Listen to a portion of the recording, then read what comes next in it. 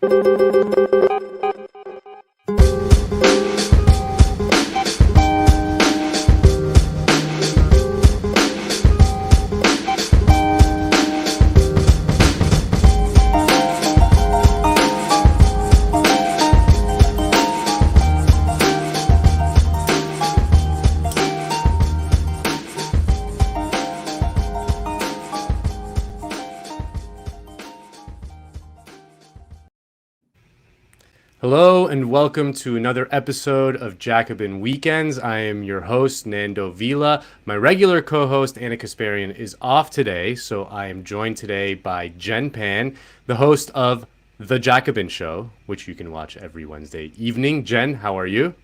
Nando, I'm good. I was just thinking, I don't think I've seen you since the Jacobin Drunken New Year's Eve live stream, which is still available somewhere on the Jacobin channel. I don't know that it's our finest moment of intellectual production, but I will say that everyone's favorite Civil War historian, Matt Karp, does take off 2 different shirts during that stream. Do you remember that? I do remember that, and maybe I was too drunk to really remember properly because taking off more than 2 shirts. I remember it was like 4 or 5, and he had just different.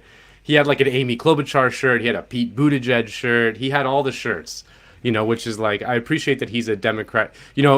On the left, like our main political fight is like the intra kind of center of left of center fight, right? Right. The Republicans, whatever, you know. So I appreciate that he's a Democratic primary completist and had a shirt for every single candidate. He literally had a shirt for every single candidate. I'm sure it's some kind of metaphor that he peeled them off one by one to reveal the true shirt underneath, which I'm sure everybody can guess. But that's all to say, hello, Nando. Hey, how are you? How's it I'm going? good. Welcome to the weekends. Thanks. You're wearing your look. Usually you got your suit and tie on the weekday show, which is the more serious show. Let's be real. Right. Here on Saturdays, we like to have a good time. We're going to have a good time. We are going to have a good time talking about Biden, but I know that something that you all do on the weekend show before getting to the meat of the discussion is a little ad read. So What do we got this week? Because until we overthrow capitalism, we got to bring home the bacon. Well, if you join the Verso Book Club, you get every new ebook that Verso publishes each month, as well as 1 or more books in the mail. All Verso Book Club members will also get 50% off everything on the website. That includes books and merch for as long as you are a subscriber. Each member tier is 50% off for your first 3 months. The Comrade tier is only $20 a month. And if you join in April, you'll get 4 books. Planet on Fire, a manifesto for the age of environmental breakdown by Matthew Lawrence and Laurie Leyburn Langton. Terminal Boredom by Izumi Suzuki, a short story collection translated from Japanese. Prophets of Deceit, a study of the techniques of the American agitator by Norbert Guterman and Leo Lowenthal. And the updated paperback edition of Being Numerous, Essays on Non-Fascist Life by Natasha Leonard. Do you live a non-fascist life, Jen? I like to think that I do. Looking through those books, the like book of short stories looks amazing. I know Verso doesn't put out very much fiction, but that looks really cool. So, Terminal Boredom. Terminal Sounds Boredom. Like an exactly. Sounds like an exciting. It's like an exciting adventure. Yeah. All right. Well, I also want to quickly mention, as I'm sure people know, Ben Burgis, a friend of the show, is coming on a little later to talk about his new book. So I'm very excited for that. We all love Ben Burgis.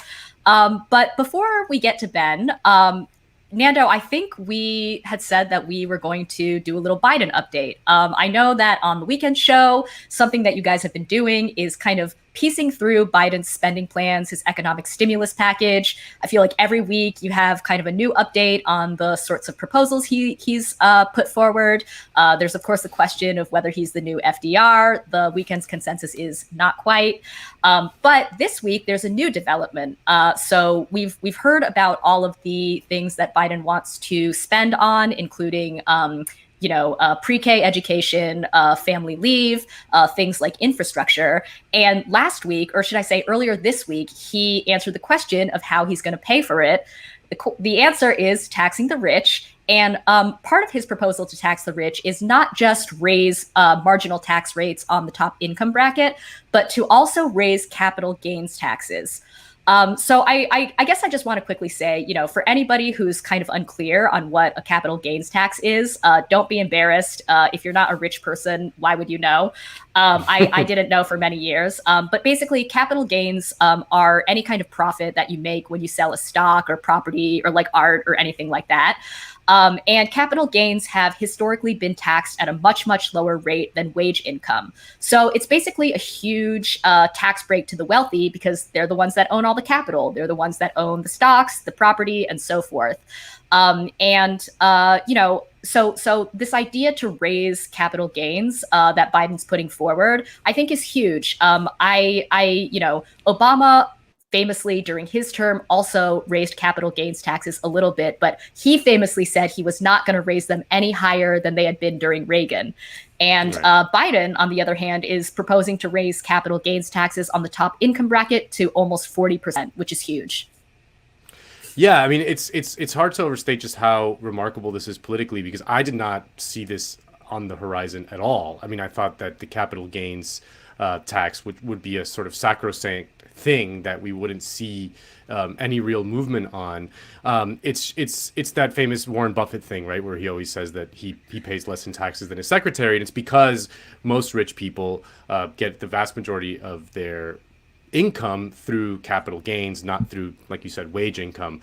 And I find it kind of strange because Biden is just this kind of thoroughly uninspiring political figure on so many levels. But the reality is that this used to be kind of the standard MO for the Democratic Party in the years of ascendancy in the middle of the 20th century and second half of the 20th century, in which like Republicans always complained that all Democrats did was tax, spend, win, that it was just a winning political formula to soak the rich when you needed to score political points, to spend on social services, and then you win elections. And that's just like, that was their standard playbook. They abandoned that playbook in the years of neoliberalism when they started losing all the time. I mean, they won presidential elections here and there, but they got utterly destroyed both at the congressional level, which they used to dominate utterly in American politics, and at the state legislatures where they're really just kind of totally decimated and Republicans control all over the place.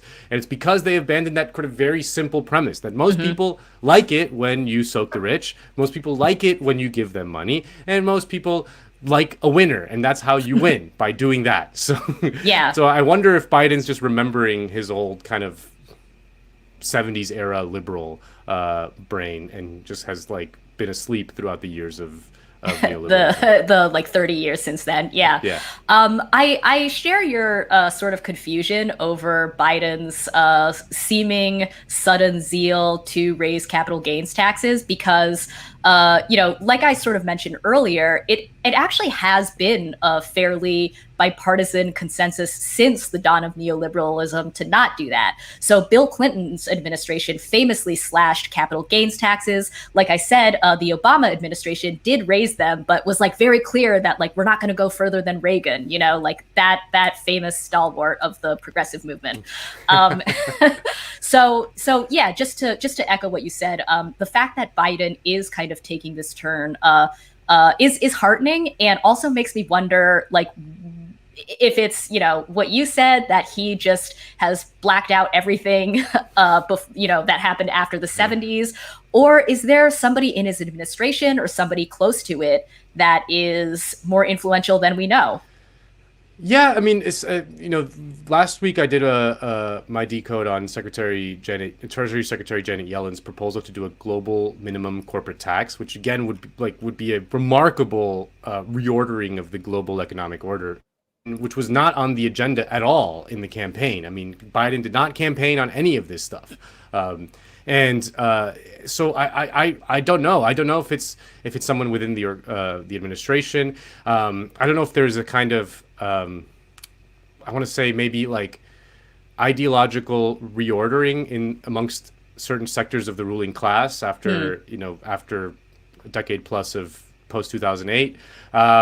I don't know exactly what it is. I don't know what's going on because we don't have a strong labor movement pushing this. There was the Bernie campaign, which probably had its effect. I suspect books like Piketty's Capital had some effect as well in changing kind of the political, what's politically possible, or the thinking around these kind of issues. But Biden seems like the last possible person you could have ever predicted to be pushing this without anyone else. Like, it's not like it's not like there's the Democrats in Congress. There's not this huge, massive popular wave or anything like that. It's just he's just kind of proposing it. I mean, It's unclear whether anything is going to really pass because the makeup of the Senate is still what it is. But I just find it kind of strange. Yeah. Something I've been thinking about just over the course of the pandemic is did the pandemic do anything to kind of like open up politicians to more social spending? I think in a lot of ways we can see that it did. Deficit hawks definitely shut up for a while. I remember at the start of the pandemic, before any stimulus packages had passed, even libertarians were like, I guess we have to do something. And I just, on the subject of wealth and capital gains taxes, I just keep going back to the fact that billionaires collectively made over like $1 trillion in wealth just during the pandemic from stock market fluctuations. I mean, that, if anything, should be, a reason alone to try to find some way to tax some of that wealth, I think. So, I don't want to say the pandemic just opened everybody's eyes, but I wonder if it has provided a kind of opportunity for, progressives and the left to, I don't know, roll back decades of austerity. Well, maybe the Trump accelerationists on the left were right, because I think I'm kind of joking, but the CARES Act. All right, Brandon. Right, exactly. We love her. We do love her. We will never speak ill of Susan Sarandon on this program. But the CARES Act, which was implemented by a Republican and a Republican Congress, really just gave people money. Right. That was the central plank of it. I mean, there was obviously this huge give out to corporations as well, but like at the end of the day, they did give $2,000 checks to regular people, and I suspect that also had a tremendous effect in reordering what the politics of what's possible, because it was seen that was probably the reason why Trump did better than expected in the election in November. It's just that there was a massive stimulus. I mean, it was the one-time checks, but also the unemployment insurance, which was huge. I mean, people. Yeah. There was a significant poverty reduction on the back of the CARES Act. So it's kind of we live in a very strange time politically, and I guess it's just that we seem to be exiting a consensus, and we're in this kind of weird transitional phase in which everything is kind of scrambled and we don't know what the new consensus will be. Yeah, I also just want to quickly mention, to add on to that, the stimulus, cutting people checks, increasing the stimulus, increasing unemployment, those all pulled extremely, extremely well across like the entire population. And I'm talking Democrats, Republicans, Independents, everybody. And so, I think that maybe the writing on the wall was just hard for politicians to miss this time. I mean, I know that they are famously out of touch. They don't give a shit what working people think. But perhaps this time it was, a combination of trying to do the opposite of what they perceived Trump had done, and also just sort of gauging which way the political winds were blowing. Yeah. Well, Jen, lest it seem like we are riding with Biden too hard, there is a whole bunch of malarkey coming out of the Biden administration in the realm of foreign policy, and that's what's going to be my decode today. The subject will be Cuba, because we saw big news in Cuba this week as Raul Castro, who had been leading the Cuban Communist Party since 2006, announced that he was stepping down. Raul Castro has announced his resignation as head of Cuba's ruling Communist Party, putting an end to 6 decades of rule in the country by members of the Castro family. Raul, who took over as president from his brother Fidel in 2008, has said he is passing leadership to a new generation. En lo que a mí se refiere, As for me, my task as first secretary of the Central Committee of the Communist Party of Cuba ends with the satisfaction of having fulfilled my duty and with confidence in the future of the country. It's hard to overstate just how important this is. Raul Castro and his much more famous brother Fidel enjoyed an incredible amount of personal prestige and legitimacy in Cuba for their role in overthrowing the tyrannical regime of the dictator Fulgencio Batista in 1959 in one of the most remarkable revolutions in the 20th century. The new guy, Miguel Díaz-Canel, won't be able to claim that mantle of legitimacy as he is the first Cuban leader who was not part of the ragtag group of guerrillas who overthrew Batista from their base in the Sierra Maestra. The country's top position will be now filled by Miguel Díaz-Canel, who has served as Cuba's president for the past 3 years. He is a party loyalist who has advocated reform of the ailing economy without altering Cuba's one-party system. He has been called the Richard Gere of Cuba by his supporters because, well, you know, he's a pretty handsome fellow, if I do say so myself. But Díaz-Canel takes over as Cuba is in the midst of a very deep economic crisis. Cubans are living through their most serious economic crisis since the fall of the Soviet Union. This island's been lashed not only by the pandemic, but also by powerful new sanctions that the Trump administration put in place. Improving the economy is the island's main political challenge. But the mood here in Havana is that more than anything any Cuban leader can do, improved economic future, hopes and dreams run through improved relations with the United States. They run through improved relations with the United States because Cuba's economy shrank by 11% after the Trump administration reversed Obama's policies and reimposed economic sanctions on the island. So really, if you care about the welfare of the Cuban people, you really need to pressure the Biden administration to reverse Trump's policies and go back to his former boss's policy of détente with Cuba. Well, a journalist asked the State Department for the Biden administration's reaction to the news in Cuba, and this is what they got. What I would say is, of course, it is for the Cuban people to speak to the results of the Cuban Party Congress. We have spoken about our review of our Cuba policy, which remains ongoing.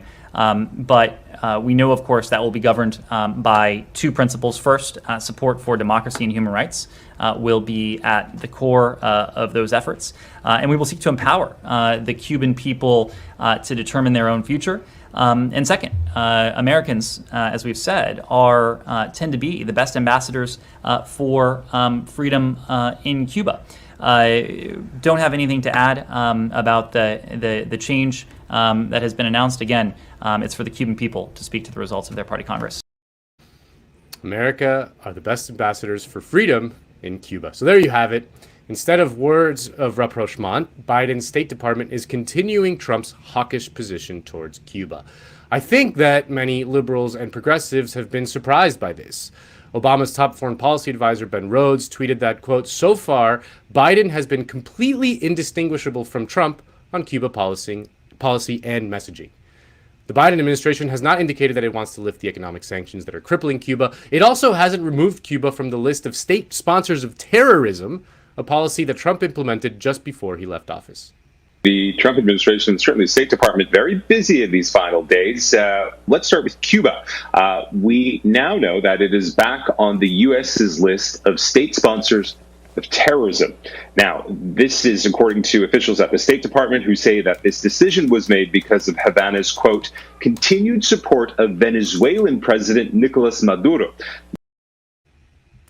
Now, the question is, why? I mean, you would think it would be the easiest thing in the world for Biden to just say, orange man bad, and I'm going to go back to the good policies of my good friend Barack Obama. Well, for one thing, it looks like Biden and his people are reacting to their poor showing in Florida in last year's presidential election, in which Trump defied the polling and won pretty comfortably. Florida was a tremendous victory. Miami-Dade County key to Trump's Florida victory. It's home to a large number of conservative Latinos, unique in the state and country. The conventional wisdom is that because there's a lot of Cuban Americans in Miami-Dade, Democrats get punished for appearing soft on communism. To go down as one of the most progressive presidents in American history. A flood of political ads tying Biden to socialists struck fear in many Miami-Dade Latinos who'd escaped communist regimes in Cuba and Venezuela.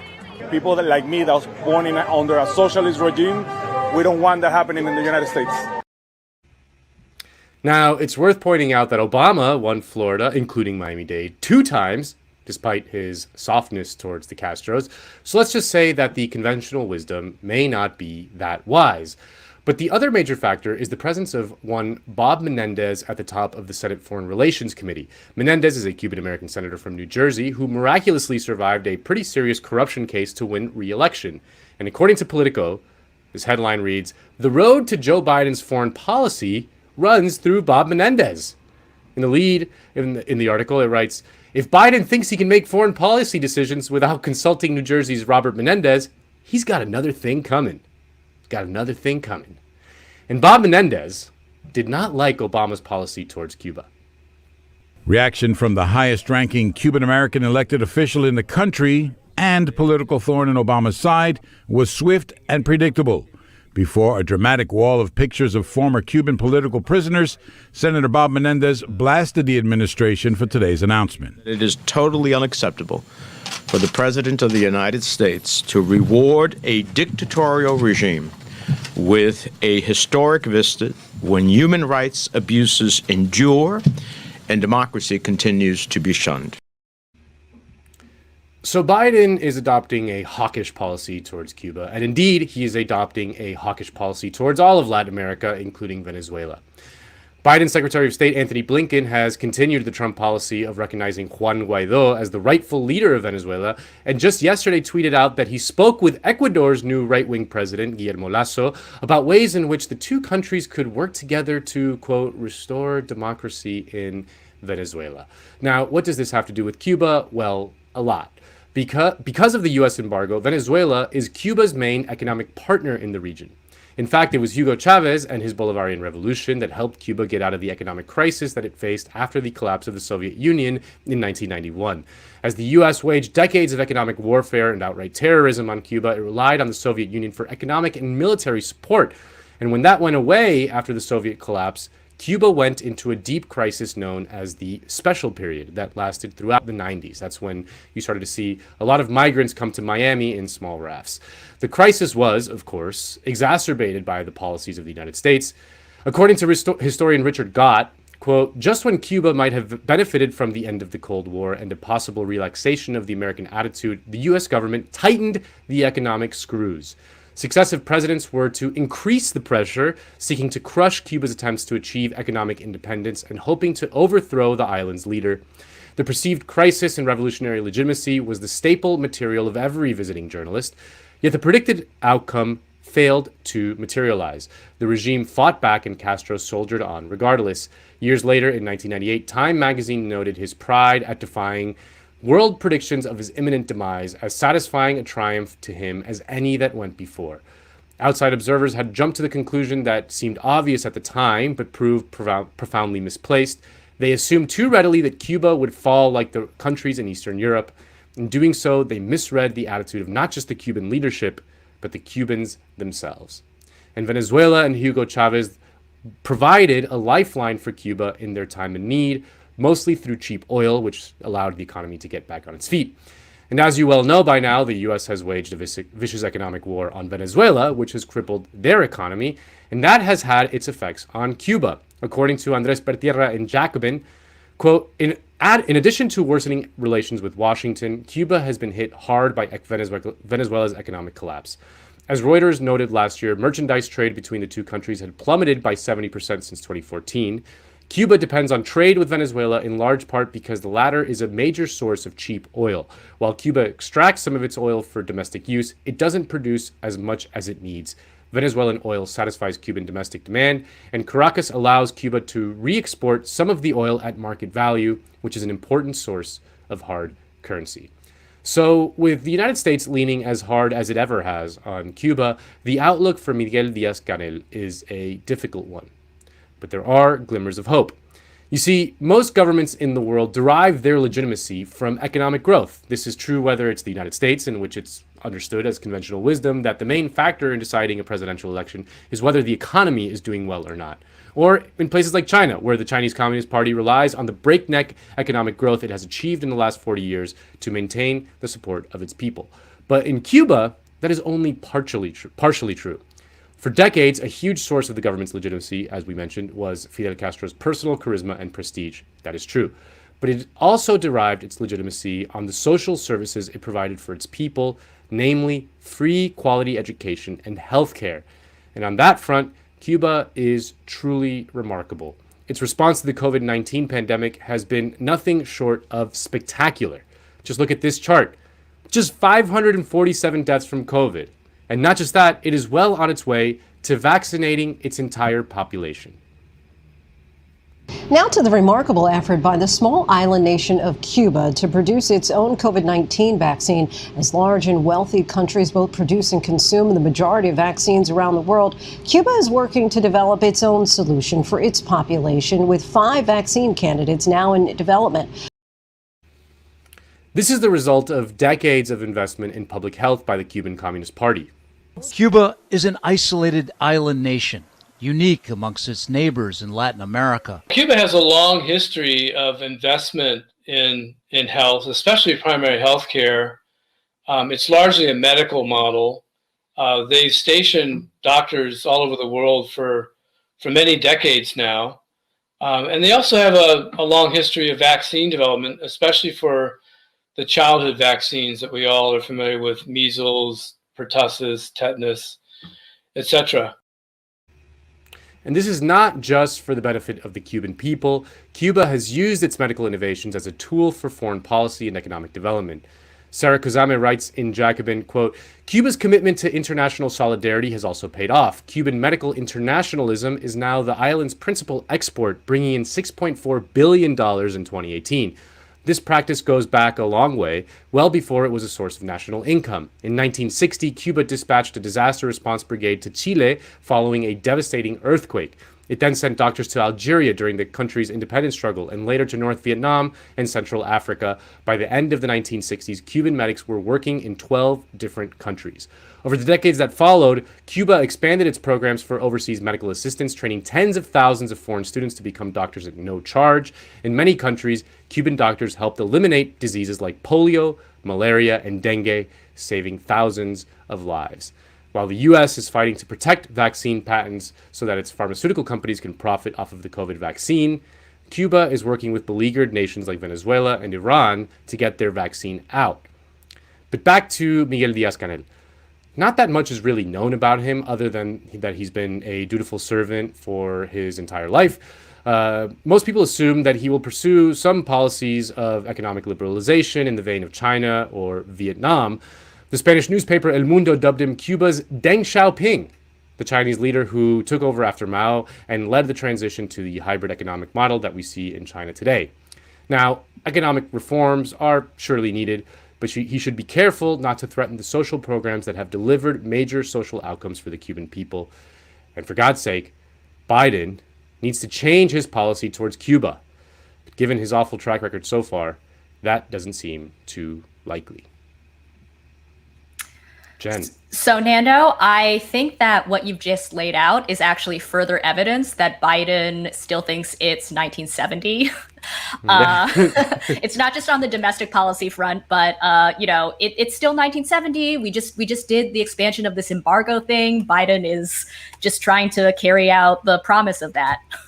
Yeah.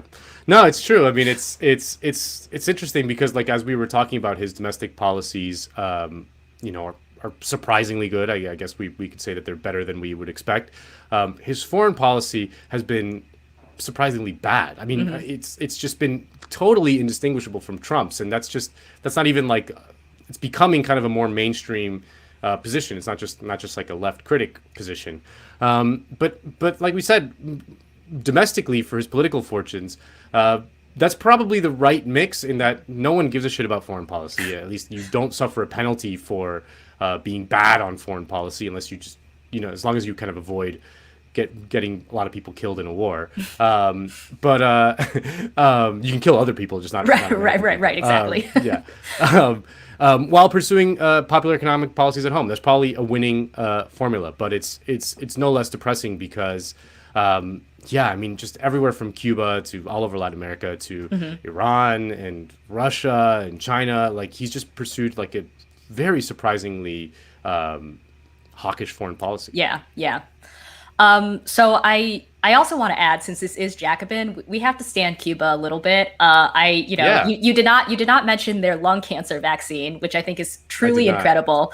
I feel like this was big news like a few years ago, and a couple of right-wing news outlets came out and they were like, well, it's not really a vaccine. It doesn't actually like do that much. But lo and behold, scientists say that it's pretty effective. I believe U.S. scientists are now working with Cuban scientists to try to develop it further, or at least they were, during the like end of the Obama period, I think. So I actually don't know what happened after once Trump took office, and now Biden seems to be carrying that through, as you said.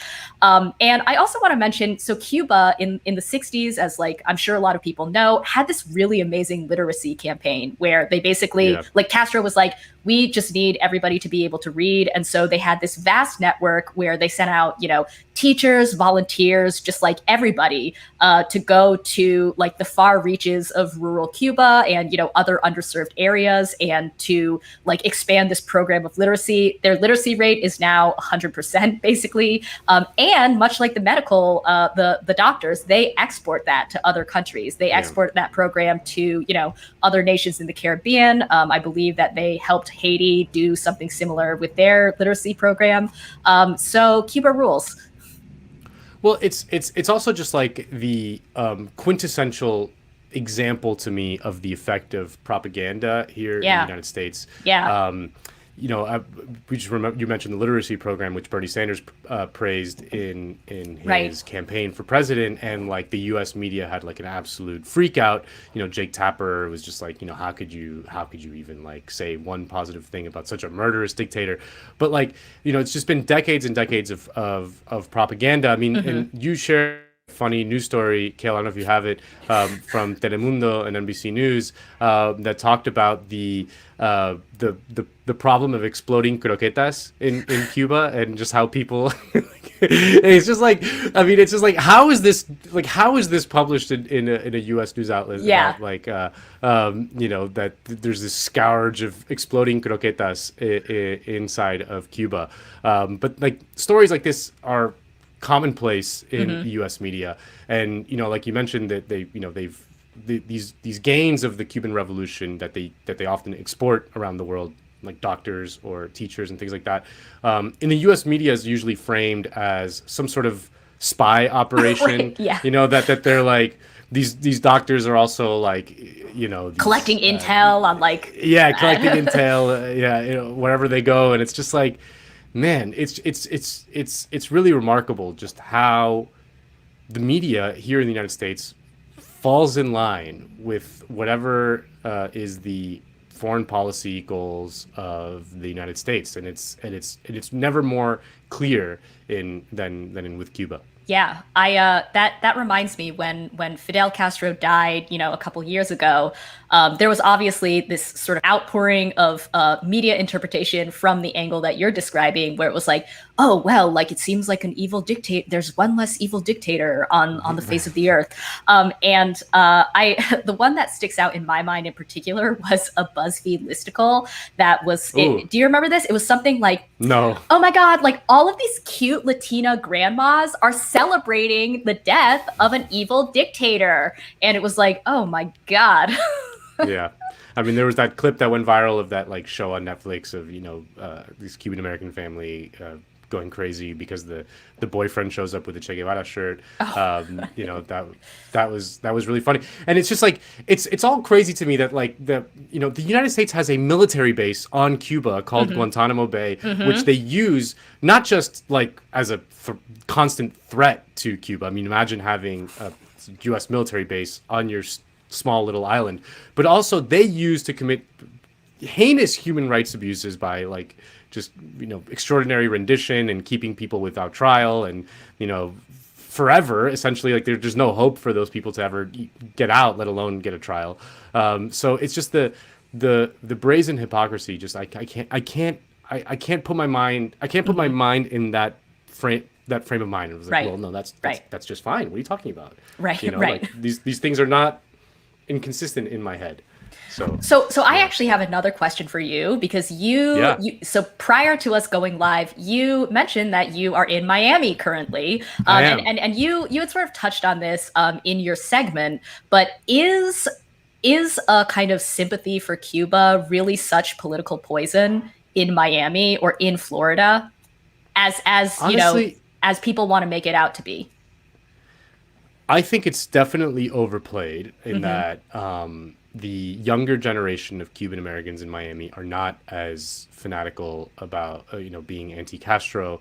The thing though that has happened recently, I mean, like I said, Obama won two elections in Florida, and won big in Miami-Dade, despite all his rhetoric on Cuba, and he said the exact same thing Bernie Sanders said and suffered no political penalty for it. The thing that has changed in recent times has been Venezuela, and the Venezuela thing has kind of recharged the anti-left animus that existed in Miami certainly in the 90s when I was growing up. The Venezuela thing has become the dominant political issue, and they kind of just lump the Cuba thing with Venezuela. Right. But really the Venezuela thing is the driver. I mean, it gets people very, very riled up here. I mean, it's like, it's seen as like this, the most serious political issue by far. And the Cuba thing just kind of laps itself onto it. But in terms of like, those radio hosts that you always hear about in Miami who are just like constantly ranting about Castro, like I suspect that if that has dwindled dramatically. I mean, very few people remember, there's very few people around who remember the revolution, that they're just, and the younger people just either don't care or like join DSA at this point, so right. Yeah, I was going to say, because the big story that came out of Florida in 2020, of course, was this whole weird dynamic where Florida went for Trump, but at the same time, like a supermajority passed a $15 minimum wage ballot initiative. And I'm not saying that like the $15 minimum wage ballot initiative had like Cuba or had like Fidel's face stamped on it or anything like that. But again, like they tried. Right? Yeah. Didn't they? Yeah. They did. Yeah. They did try, and it didn't work. But no, and the Lincoln Project did a funny thing in which it started comparing Trump to Castro. Like that was like, you don't like Castro? Well, Trump is like Castro. How I don't know, but that was the sort of Lincoln Project line of attack in Florida against Trump. That didn't work either. It's just I mean, Florida is a very weird state in many, many ways. The Democrats here are just some of the worst Democrats you could ever imagine. I mean, there is no kind of there. It's just, I mean, they ran Charlie Crist a couple years ago, and he was a Republican. Like he was literally a Republican, and he just switched parties to run as a Democrat. And it's like you can't do that and ever hope to win. So the Democratic Party brand in Florida is very, very tarnished in many ways. But it's just, I mean, they keep on losing these gimme elections. I mean, they lost to Rick Scott. Like, my God, he was the most unpopular governor in America, and they still lost the Senate race to him. So Yeah. Well, Jen, what's going on with Asians? What's going on from Latinos to Asians? Yeah. Yes. So for my segment today, I want to talk a little bit about the rise in anti-Asian hate crimes, which of course we've all been hearing about over the last month or so. And I have some thoughts. So earlier this week, the Senate passed legislation to address the rise in anti-Asian hate crimes. So this was a rare instance of bipartisan consensus in the Senate. And in fact, the only senator to vote against the bill was Republican Josh Hawley. When the legislation passed, Senator Mazie Hirono, who was lead sponsor of the bill, said in a statement, "At a time when the AAPI community is under siege, This bill is an important signal that Congress is taking anti-Asian racism and hatred seriously. So, as I mentioned, like a lot of other Asian Americans, the subject of anti-Asian violence has been on my mind a lot lately. And if you follow the news, especially if you live in a city like New York or San Francisco, where these attacks are taking place, you've probably heard reports like this.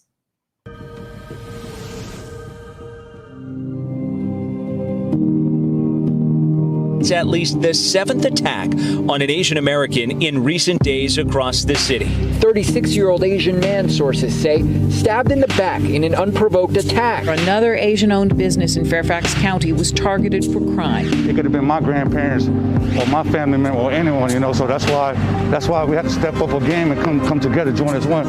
It almost seems like racism is kind of coming back for some reason. Kung flu. 2 other victims in Oakland's Chinatown. Now the attention is on us, but this is nothing new. We demand justice. America is a melting pot. We shouldn't be hating on each other. We should love one another and love our neighbors, love our community. Hello, I'm Vicky Nguyen. Thank you for joining us. For the past year, many of us have been concerned about 2 viruses, the coronavirus and the racism virus. We're not only worried about our health, but our safety as well, with reports of attacks against Asian Americans, both physical and verbal, dominating our social media pages. So things took an especially tragic turn last month, of course, when a gunman opened fire on multiple massage parlors in Atlanta, Georgia, and killed 8 people, including 6 Asian women. Not long after that, an Asian woman in New York was brutally beaten in broad daylight while her attacker shouted anti-Asian slurs, and several bystanders appeared to do nothing. All of these attacks have been extremely upsetting, and as a result, we've heard multiple politicians, commentators, and activists expressing support for, quote, the Asian American community or the AAPI community. Now, I recognize that on one level, Asian American community is just the current politically correct way of saying Asian people. But I also think it's important to look at what the term community obscures, especially because politicians and other elites so often conflate concepts like constituency and community with racial identity. So first of all, the term Asian American is a census category that encompasses a wildly fragmented group of people. Today, that includes more than 20 million people from 45 ethnic groups speaking over 100 languages. 2/3 of Asians in the US and 4 out of 5 adults are first-generation immigrants.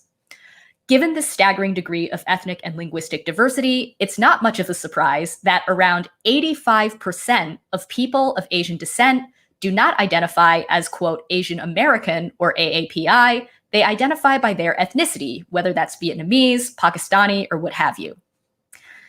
What's even more significant than this vast ethnic diversity is the fact that Asians are currently the most economically unequal racial group in the US. So according to the Pew Research Center, from 1970 to 2016, the gap in the standard of living between Asians near the top and the bottom of the income ladder nearly doubled, and the distribution of income among Asians transformed from being one of the most equal to being the most unequal among America's major racial and ethnic groups. Today, a rich Asian household is over 168 times more wealthy than a poor Asian household. So the point here is that no matter how well-intentioned it may be, a concept like Asian American community has almost no material reality. You're talking about a category that includes undocumented immigrants working as home care aides, billionaire real estate developers, Silicon Valley tech professionals, small business owners, their minimum wage employees, and all kinds of people in between. What this means when it comes to the recent spike in assaults on Asians is that the people who have been most likely to speak on behalf of the so-called community are often very far removed from the crimes that are taking place. It's important to note here that while a number of the most shocking attacks on Asians in recent months, of course, have been explicitly racially motivated, in many other instances, it's been difficult to disentangle the assaults from a more general increase in violent crime during the pandemic. As the journalist Zed Jilani points out in Newsweek, over the past year, we've seen a massive increase in violent crime, particularly shootings and homicides. In many instances, working-class Asian Americans are likely being impacted by a crime wave that is rocking American cities and impacting many people of lower socioeconomic status. So many of the working class Asian victims of recent assaults, which include restaurant and convenience store workers, were robbed or mugged in addition to possibly being targeted because of their race. So this is something that's, of course, way less likely to happen in wealthy neighborhoods. And I think that focusing exclusively on the racial element of many of these attacks with little or no attention to class leads to some curious conclusions. So after the Atlanta shootings, one Chinese American executive who works at the management firm Deloitte, where the average executive salary is over $200,000 a year, told the New York Times, "I don't think I've ever felt that degree of physical vulnerability. No matter how much money one makes, no matter how successful one is, it's the reality of being an Asian in the US." But the truth is that even amidst an uptick in hate crimes, a Deloitte executive is not as vulnerable to physical violence as a massage parlor worker, precisely because of her socioeconomic position. It's of course a good thing that professional class people are taking note of these assaults and feel personally invested in stopping them. The problem is when the political class and the commentariat then use racial identity to promote solutions that are entirely disconnected from the concerns of most working people. So, for instance, in the wake of the Atlanta shootings, Senators Tammy Duckworth and Mazie Hirono threatened to block Biden's cabinet nominees unless he promised to appoint more Asian Americans to high-level White House positions. This sentiment was echoed by a Washington Post journalist who tweeted about Biden's cabinet picks, "None of the 15 are Asian American." Now, I personally find it a little grotesque to use a mass shooting of Asian women in their workplace to bargain for influence over elite government positions, especially when we already know that the type of racial representation that Duckworth and Hirono are advocating is extremely hollow.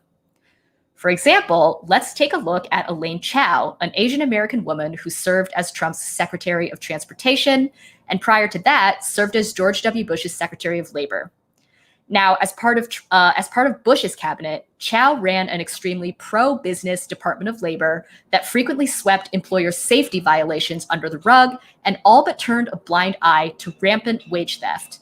In other words, Chao's policies and protocols as labor secretary probably did more to harm working-class Asians than, quote, not seeing themselves in Bush's cabinet. Furthermore, if most Asians cared about seeing themselves in the White House more than they cared about things like healthcare, wages, and education, how do you explain the fact that during the 2020 primaries, far more Asian voters cast ballots for Bernie Sanders and for Joe Biden than for Andrew Yang? Though, as I said earlier, Asians are by no means a monolith, when surveyed, the majority of Asians do say they favor bigger government in the form of increased spending on public programs, higher taxes on the rich, and universal health care.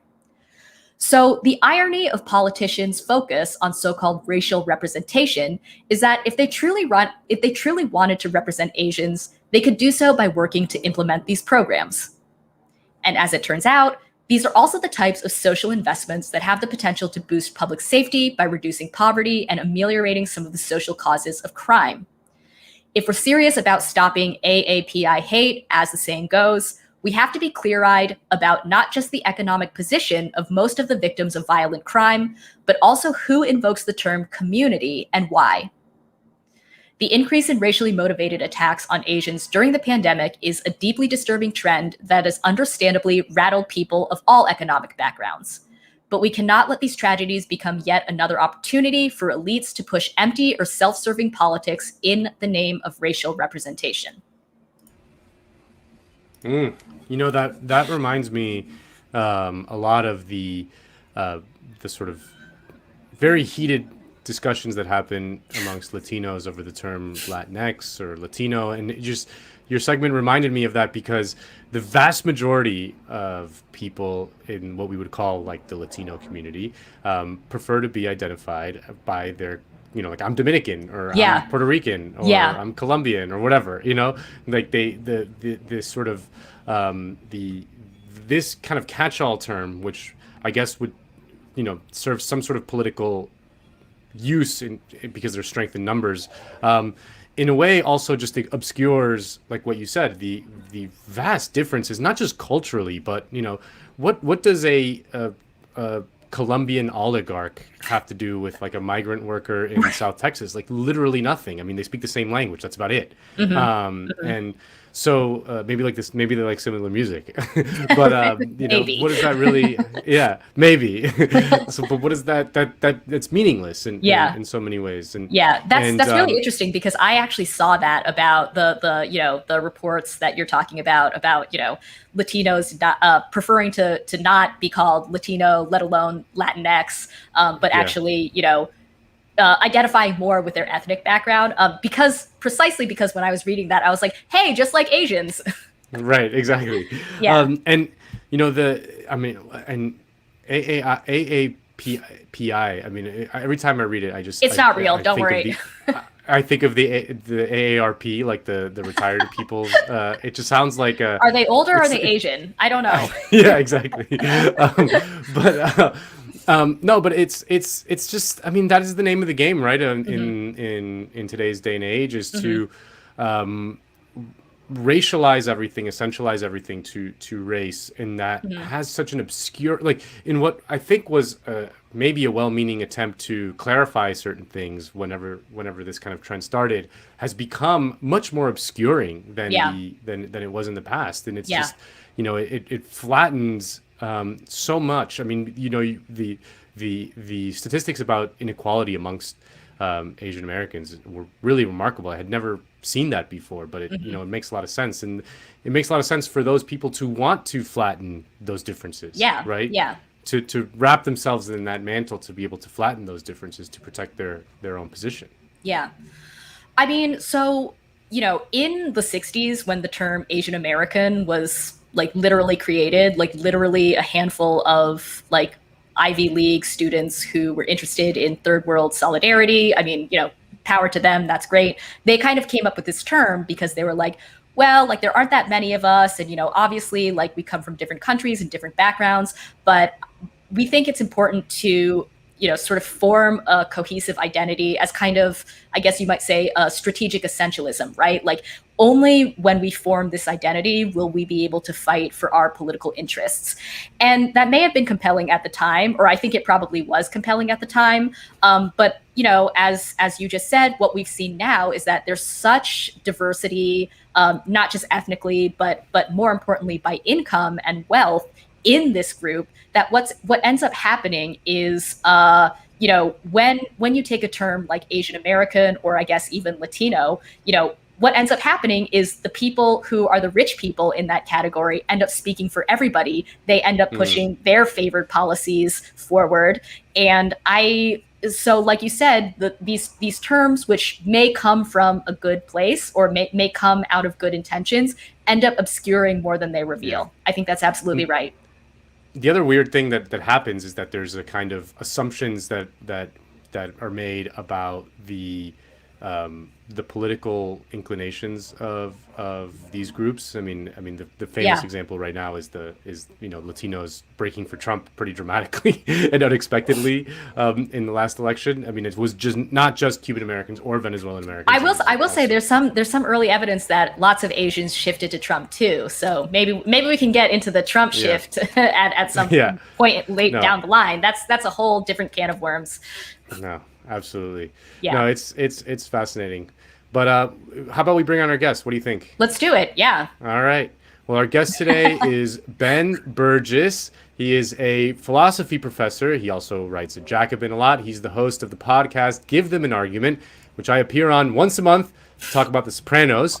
He's also the author of Give Them an Argument, Logic for the Left, and the brand new, spanking new book, Canceling Comedians While the World Burns, a critique of the contemporary left. You can find the link for that book in the description. You can also see it on your screen. Ben, welcome to the show. Thank you for being on. Yeah, thank you for having me. Ben, who are we canceling today? Just kidding. Yeah, let's cancel someone. I've got a list. I mean, you want me to start at the top, or you know, it's no. I'm excited, of course, as I said, to talk to my favorite Latinx and AAPI. Be very careful.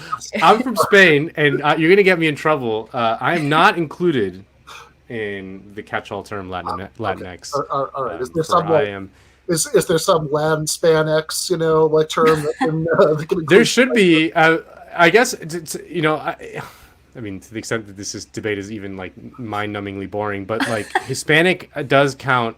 I guess I do count in Hispanic, but I do not count in Latino or Latinx. But what I am is an imperialist pig, and that is 100% true.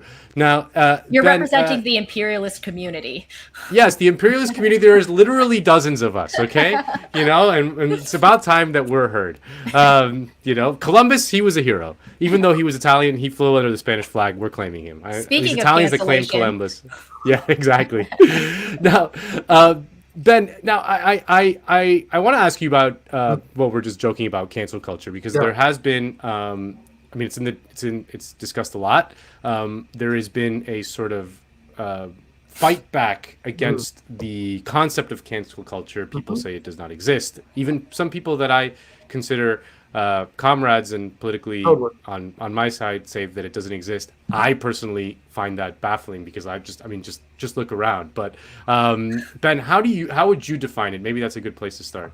Sure. So I think that what we call cancel culture, and it's an imperfect term for what it's meant to describe. I did a Jacobin talk. I think back then we were calling talk something else about this last year that people can check out, and an article for Jacobin called "So You're Still Being Publicly Shamed," where I got into this. But I think that it's what we're really talking about are a cluster of cultural trends towards basically mutual surveillance and hair trigger denunciation, which I think is really a disease of neoliberalism. I would argue that it's something that happens because we live in a society where people are incredibly atomized. They often feel most connected to other people online, where most people correctly think that they're relatively powerless, and if they can at least get somebody fired, that gets them some sense of power over something, where we have intentionally addictive social media platforms, that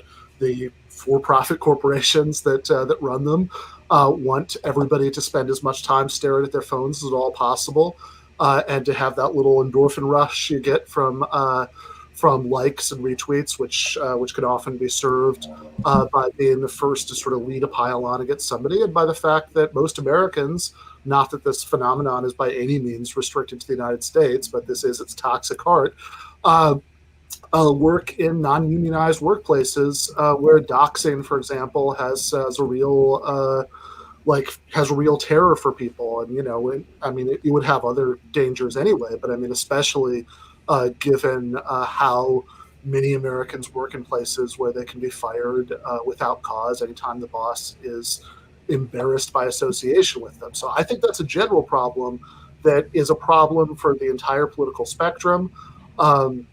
I think that we could easily talk about lots of examples of right-wing cancellations, and probably even more, most of all, examples, those sort of centrist liberal cancellations often directed against the left. But what I find really unfortunate, and you're kind of touching on, is that a lot of my friends and comrades on the left, rather than saying, yeah, this is a very real problem, and look, the left is actually in a position to not just complain about it, like sort of libertarians and centrists can, but to actually offer real solutions, like enhanced protections in the workplace, like nationalizing these social media platforms so we can run them in a more reasonable way, rather than trying to rather than handling them the way that their current corporate overlords do. Rather than doing that, they say, oh, it doesn't exist. And in fact, it seems to me that they often kind of contradict themselves, because they'll say both it doesn't exist, right? When they're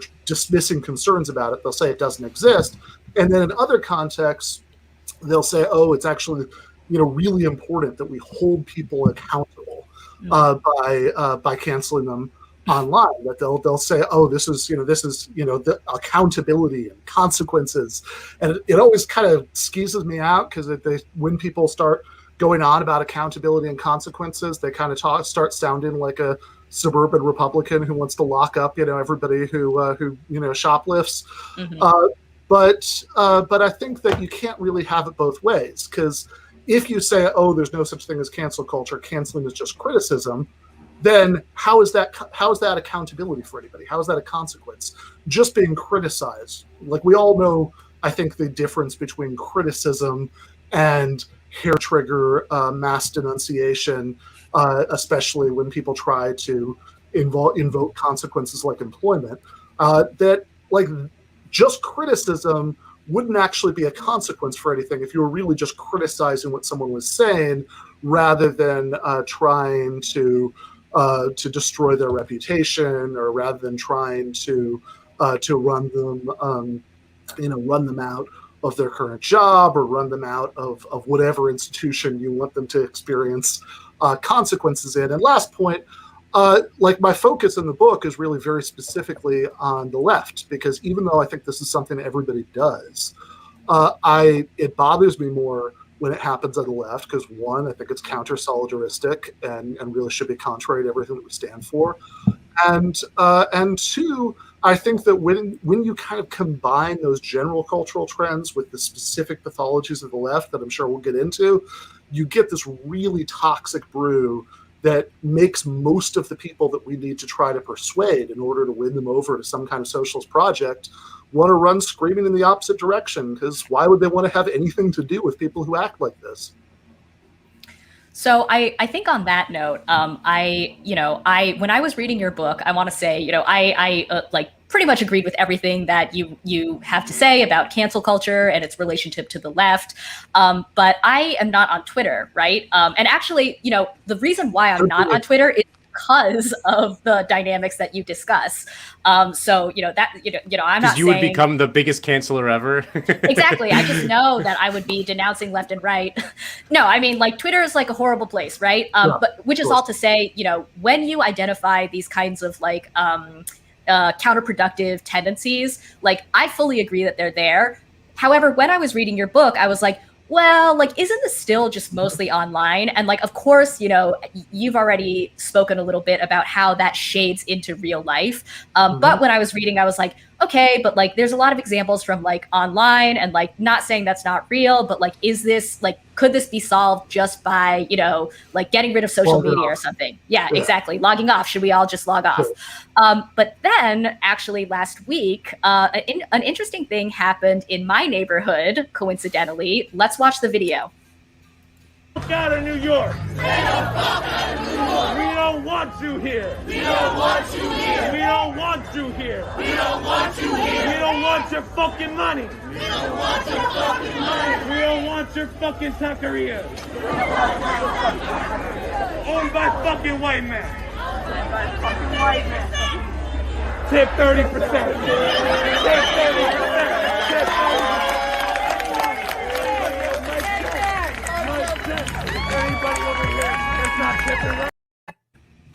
All right, so just as some context, Ben's eyes are like very wide. What's going on in this video is there was a march in Brooklyn after the Derek Chauvin verdict came in, and a group of left-wing activists were going down Vanderbilt Avenue, stopped in front of this taqueria, which they say is owned by a white man, but the neighborhood chatter is that it's actually a Mexican-American family. Anyway, that's neither here nor there. They could be white. They could be white. They could be white. We don't know. Let's just, even Mexicans if they were. can be white. Mexicans can be white. That's white. where you get very complicated. I should just interject this. I lived in South Florida for 6.5 years. I knew tons of people from Latin America, who were like, weird right-wing counter-revolutionaries, who would definitely be insulted if you suggested that they weren't white. Right, yeah. All right, so fair enough. But, to the video that we just watched, basically this was an expression of, I guess, radical anti-gentrification sentiment. Ben, what do you make of this radical vanguard? What does this group of people say about some of the pathologies you talk about in your book? I'd say if the guy who is standing up there leading that chant isn't actually on the police payroll, then as a matter of labor, I'm a little upset on his behalf because he's doing all this service for them for free. It's insane. I mean, like, clearly, what really jumps out at me from that clip and from others I remember like that from last summer of people sort of crowding in and yelling in the faces of outdoor diners and demanding that they make some symbolic, gesture of support, is the same thing, for that matter, that I remember jumping out at me in 2019, watching the infamous clips from the DSA convention that year. I'm a member of the DSA, and don't plan on ever not being a member of it. But that nobody who's involved in these things seems to have any part of their brain that thinks, hey, I wonder how people who aren't already on board are going to receive this.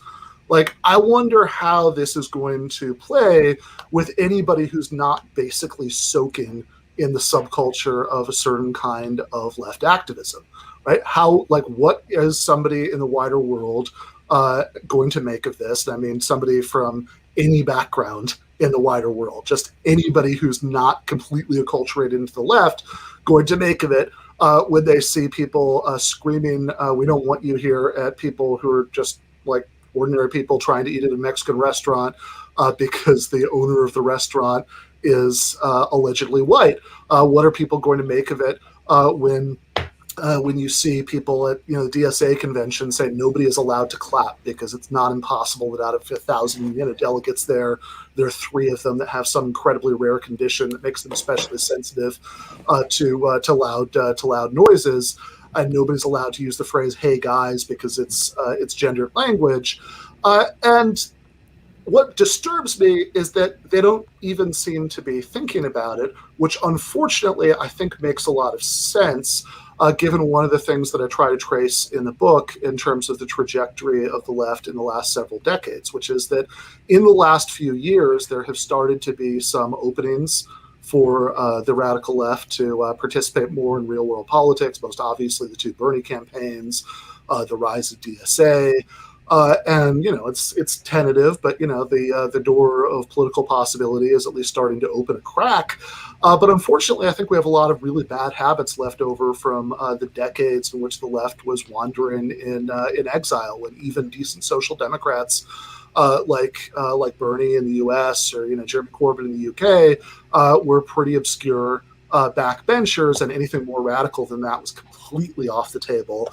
And if you came up in that, it, I think, makes sense that you thought of radical politics not really as a serious project to try to change the world, which would of course involve trying to appeal to the broad mass of regular people who'd be completely alienated by stuff like this, but as a symbolic thing, as a way of symbolically taking a stand against all of the injustices of capitalism and imperialism and everything else. And unfortunately, I think even a lot of very young activists, who've only recently, started to be involved in the left, have really inherited that mindset that it's really just about symbolically performing your opposition to the injustices of the system. And if that's all it is, it's very natural that you spend a lot of time interrogating other people's commitment, right? Is everybody else really committed enough or not? And that you spend a lot of time sort of fighting for credibility within a certain bubble, or really trying to prove how hardcore you are.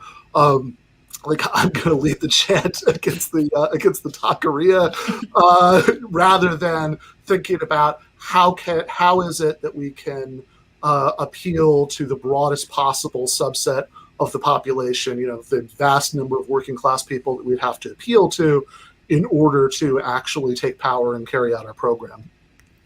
So, sorry, I want to follow up on that really quickly, because you wrote something really interesting in your book where, you say something along the lines of, even if you are spending hours doing good work, you're spending hours with your local DSA organizing, but you go online for a couple minutes each day to do some canceling, that's still ultimately detrimental to the left. And, with the with the video that we just watched, like, what if those people are doing great organizing, or actually maybe a better example is, like, we've seen, hundreds or thousands of protests over the last year, and most of them have not had crazy elements like that, right? Sure, of course. So I guess the question is, if there's a lot of good work going on, you make the argument in your book that a little bit of this bad behavior is still detrimental in a way. Can you expand on that a little?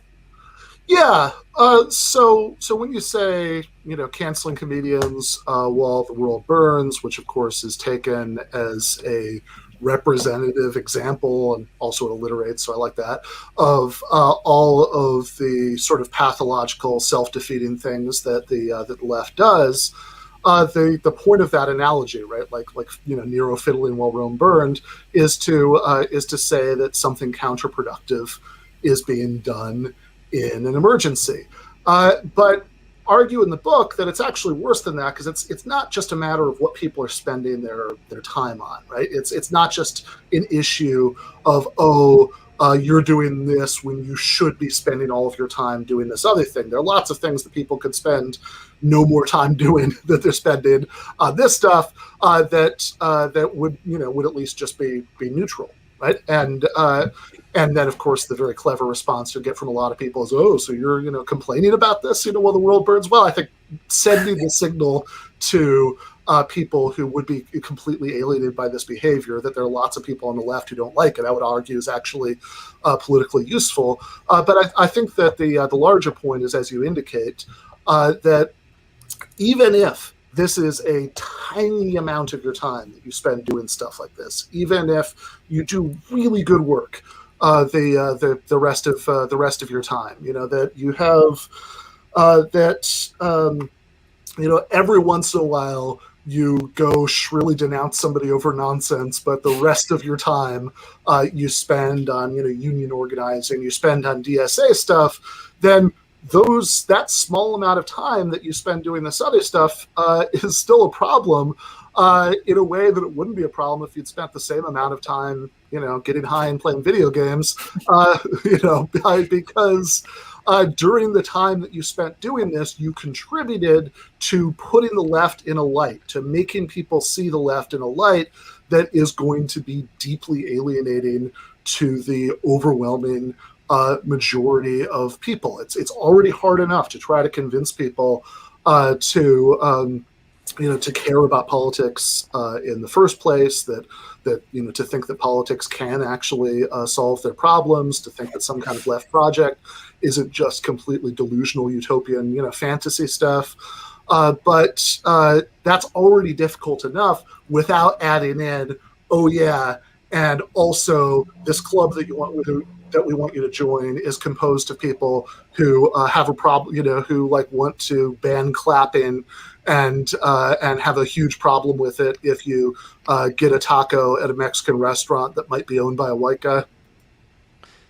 Yeah, I think about the latest example of the Bachelor controversy, which I can't one of the most popular shows on television. I mean, that one to me has been I can't think of a more self-defeating thing than that one. But as people might say, you're doing the same thing, right? You're critiquing the left while the world burns, forgetting that Karl Marx spent 90% of his time owning various people on the left who he disagreed with about something that I don't have the time to read about. But what do you say? What do you think is to put on the Marxist hat? What's the material base? What are the material conditions undergirding this phenomenon?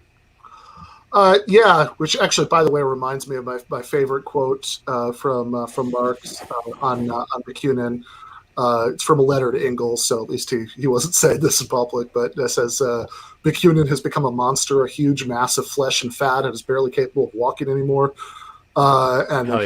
He sort of goes on and on from there, but really did not like that guy. But he also spent tons of time critiquing the ideas of your Bakunins and Proudhons and Lassalles and various other people on the left, because he thought there were important things that they were getting wrong and that the left needed to get right. I would actually argue. So I want to, I guess, maybe split off the part of your question about the material base, because I think that's really important. But just to wrap up the first thought, I'd say that there are two reasons why it's actually valuable to critique the left. It's not actively destructive, like doing the no clapping, denouncing people over nonsense, saying everybody who disagrees with you about 1.5 points is basically Nancy Pelosi, all of that stuff. But it's also not just neutral, in the getting high and playing video games category. I think it's actually politically valuable. I think it's politically valuable for two reasons. One is that I believe that lots of leftists who act in all of the different ways that I talk about in the book that I think are counterproductive are well-intentioned people who are just used to doing things in a certain way and might actually be receptive to a critique and start doing things in a different way. And so I think that can have some value, that it can actually help convince some people on the left not to act this way and thus not to do things that sabotage our political project. And then the other reason is the one I kind of alluded to earlier, which is that I think that even if this falls on completely deaf ears on everyone in the left, which I think is too pessimistic, I think that when this critique is made, and a lot of people don't want to make it because, of course, you don't become a leftist or socialist in the first place because you want to argue with crazy people about nonsense. You become one because you want to fry much bigger fish about capitalism and imperialism and police violence and all of those things. So it's understandable that lots of people who roll their eyes at the things being criticized in the book just steer clear of that fight. But when this critique is raised, I think some people are persuaded by it and will actually, unironically do better. But the other reason is that I think that even if it falls on completely deaf ears, even if nobody, who's currently on the left is receptive to it, which I think is too pessimistic, then it's still useful because it sends a signal that this is not a club that you have to become a antisocial weirdo who reminds people of the guy from the HR department to join.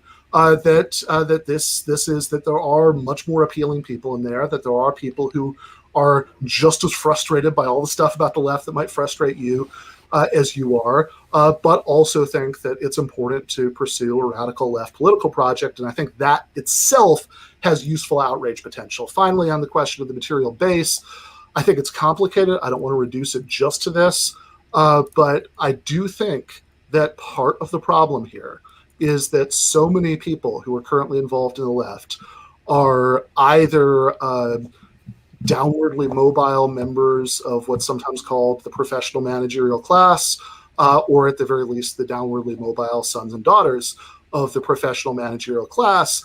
And that, unfortunately, the consequence of that is, and I'm not saying that to say, screw them then, right? We don't want them. Look, I have, my day job is as PMC as it gets, but my point instead is to say that people should be aware of the fact that when they come to the socialist left, oftentimes as a result of the fact that a lot of these PMC jobs are becoming more economically precarious, and so they correctly see their economic interests as aligned with a more left-wing program, they carry with them a lot of the acculturation and a lot of the habits of the PMC, which unfortunately do oftentimes involve a lot of backstabbing as people sort of climb over each other to get up professional and managerial hierarchies. And again, I think it's not a coincidence that a lot of what I talk about in the book, a lot of what Mark Fisher describes in his classic essay, Exiting the Vampire's Castle, sounds a lot like a left-tinged version of A Visit from the HR Department. Yeah. So I guess I want to follow up on that by asking you, and I think you've already gotten at a little bit of this, but I feel like one of the criticisms of worrying about cancel culture that I hear on the left is, as you pointed out, some people will say oh, well, the problem isn't cancel culture. The problem is at-will employment, where your boss can fire you for your political beliefs out of work or really for any reason that they want. Or, the problem isn't cancel culture. The problem is a system where private corporations can really just do as they please. So what we should be focusing on is not really cancel culture proper, but, we should be focusing on ending at-will employment, or we should be focusing on checking the power of corporations. And obviously, you would agree with both of those points, but talk a little bit about why, like, the why cancel culture is sort of the word that you chose, instead of writing a book about like the how bad at-will unemployment is, at-will employment. Yeah, I mean, to answer the last part of the question first, the reason that I didn't, write a book about that is that I think among the people I'm primarily trying to talk to in this book, which are people who already identify with the left and its political project, they already know that. Right? Yeah. This is not news to them that capitalism is really bad. Now, that doesn't mean, of course, there's no value to explaining why capitalism is really, really bad. In fact, that's what I spend like most of my time doing in one form or another.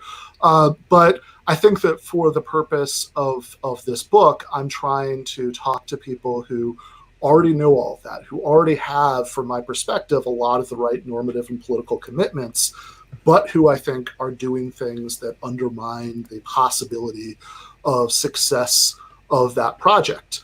As far as the issue about cancel culture and at-will employment, I think that there's certainly a germ of truth to that. Like I said earlier, I think that in a world without at-will employment, doxing, for example, would not have some of the terrors that it has for most American workers right now. Now, that's not to say that it would not have any terrors. I think that just sort of like harassment by random people is a bad thing, and that people quite rationally don't like that and see it as a problem when it happens to them. I don't think that the idea that purely psychological harms just sort of don't count is a really weird one to me, especially because some of the people who are most insistent about how psychological harms don't count when it comes to 1,000 strangers screaming at somebody that they're a racist or a fascist, over some innocuous thing, are exactly the same people who are very insistent, correctly in my view, that psychological harms do count when they're talking about something like, sexist harassment online.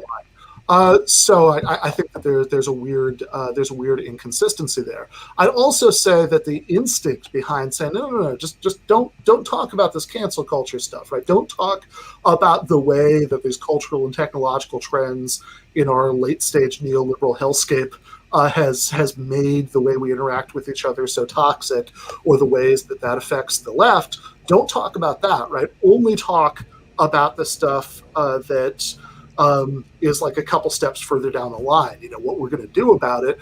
And I think that's a mistake just politically, because I think most people who have interacted with this phenomenon are going to have the same reaction that Nando had earlier, just being baffled when people say, oh, no, this doesn't exist. This is no problem. Ignore the man behind the curtain. None of this is really happening. When they can see with their own eyes that it is happening.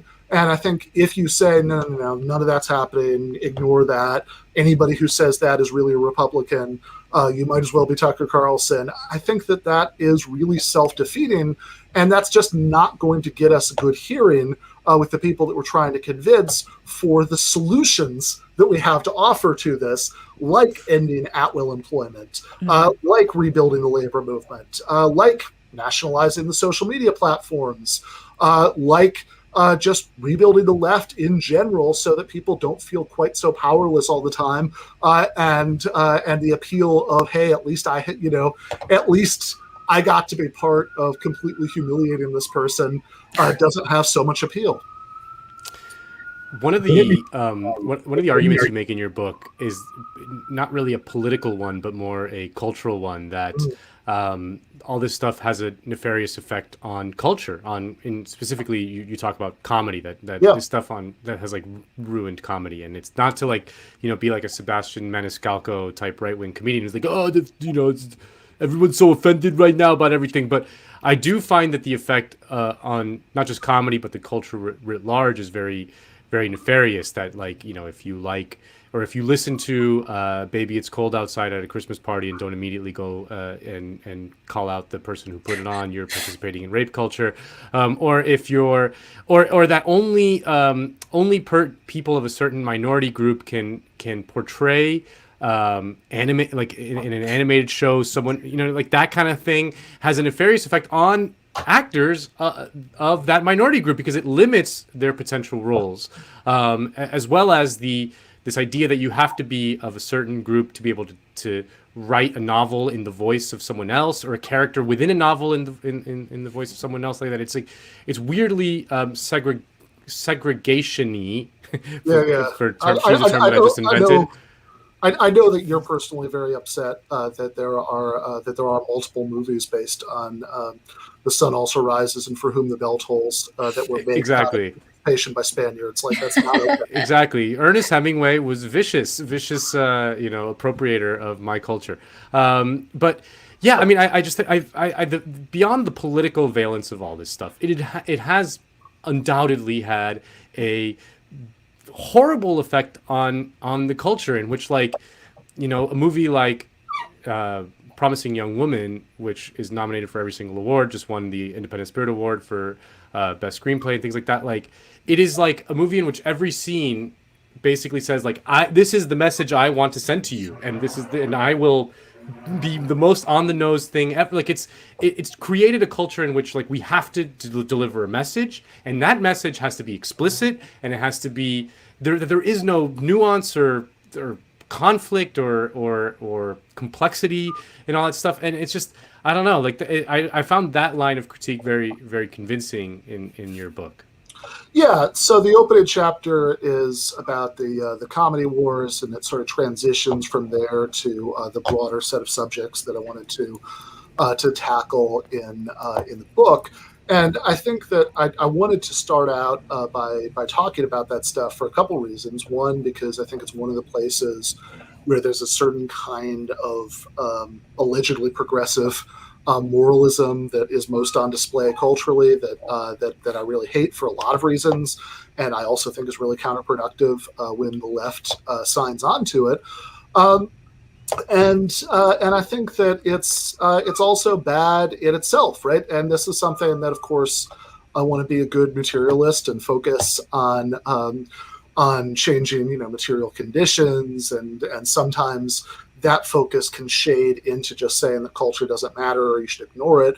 But I think that that's ultimately a mistake. The person who really convinced me of that more than anybody else is the late Michael Brooks, who talked about this a lot, and this is how he ended his book Against the Web, by talking about how the left should have a vision of how we want culture to be. This isn't ground, as much as we should focus on economics and material conditions. This isn't ground that we can profitably just completely concede and sort of never mention. And of course, his vision in there is cosmopolitan socialism, where you have people moving around and mixing and picking up and discarding the pieces of each other's cultural inheritance that they like as they please, without really worry, certainly without prejudice or discrimination, but also without worrying about cultural appropriation, because socialists shouldn't believe in some sort of like weird ethno-nationalist collective intellectual property that everybody has, by virtue of being born into a culture, or lacks by virtue of not being born into it. And of course that sort of cosmopolitan mixing and cultural expression is going to be the most meaningful under socialism, when you don't have certain cultural classes of the population who are being kept as a impoverished underclass, like we obviously do under capitalism. Specifically on what you're talking about, yeah, I mean, I think that there are a couple of different things going on here that are related to each other, certainly. One of them is this sort of weird essentialism about race and culture and other things that sometimes shades into this weird kind of woke segregationism. I just saw somebody on Twitter yesterday, since unfortunately I've not been as wise as Jed, I haven't logged off yet. talking about how at the media company, it's like a progressive media company that they used to work for.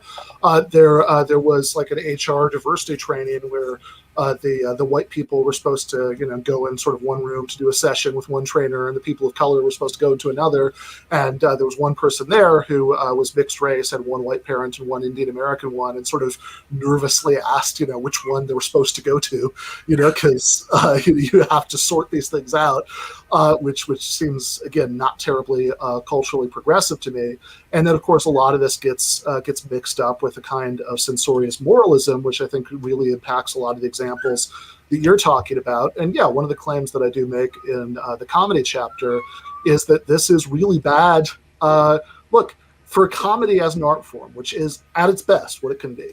And I think a lot of American liberals and even some leftists get really confused about this point, and they think that comedy is like a tool for bringing about social change, which it's absolutely not. I think that's just total nonsense. And so I think both the willingness of so many progressives to like go to the Jon Stewart, rally to restore sanity 10 years ago is the flip side of the willingness to sort of moralistically attack somebody like Dave Chappelle over these weird literalistic interpretations of jokes made in a stand-up set.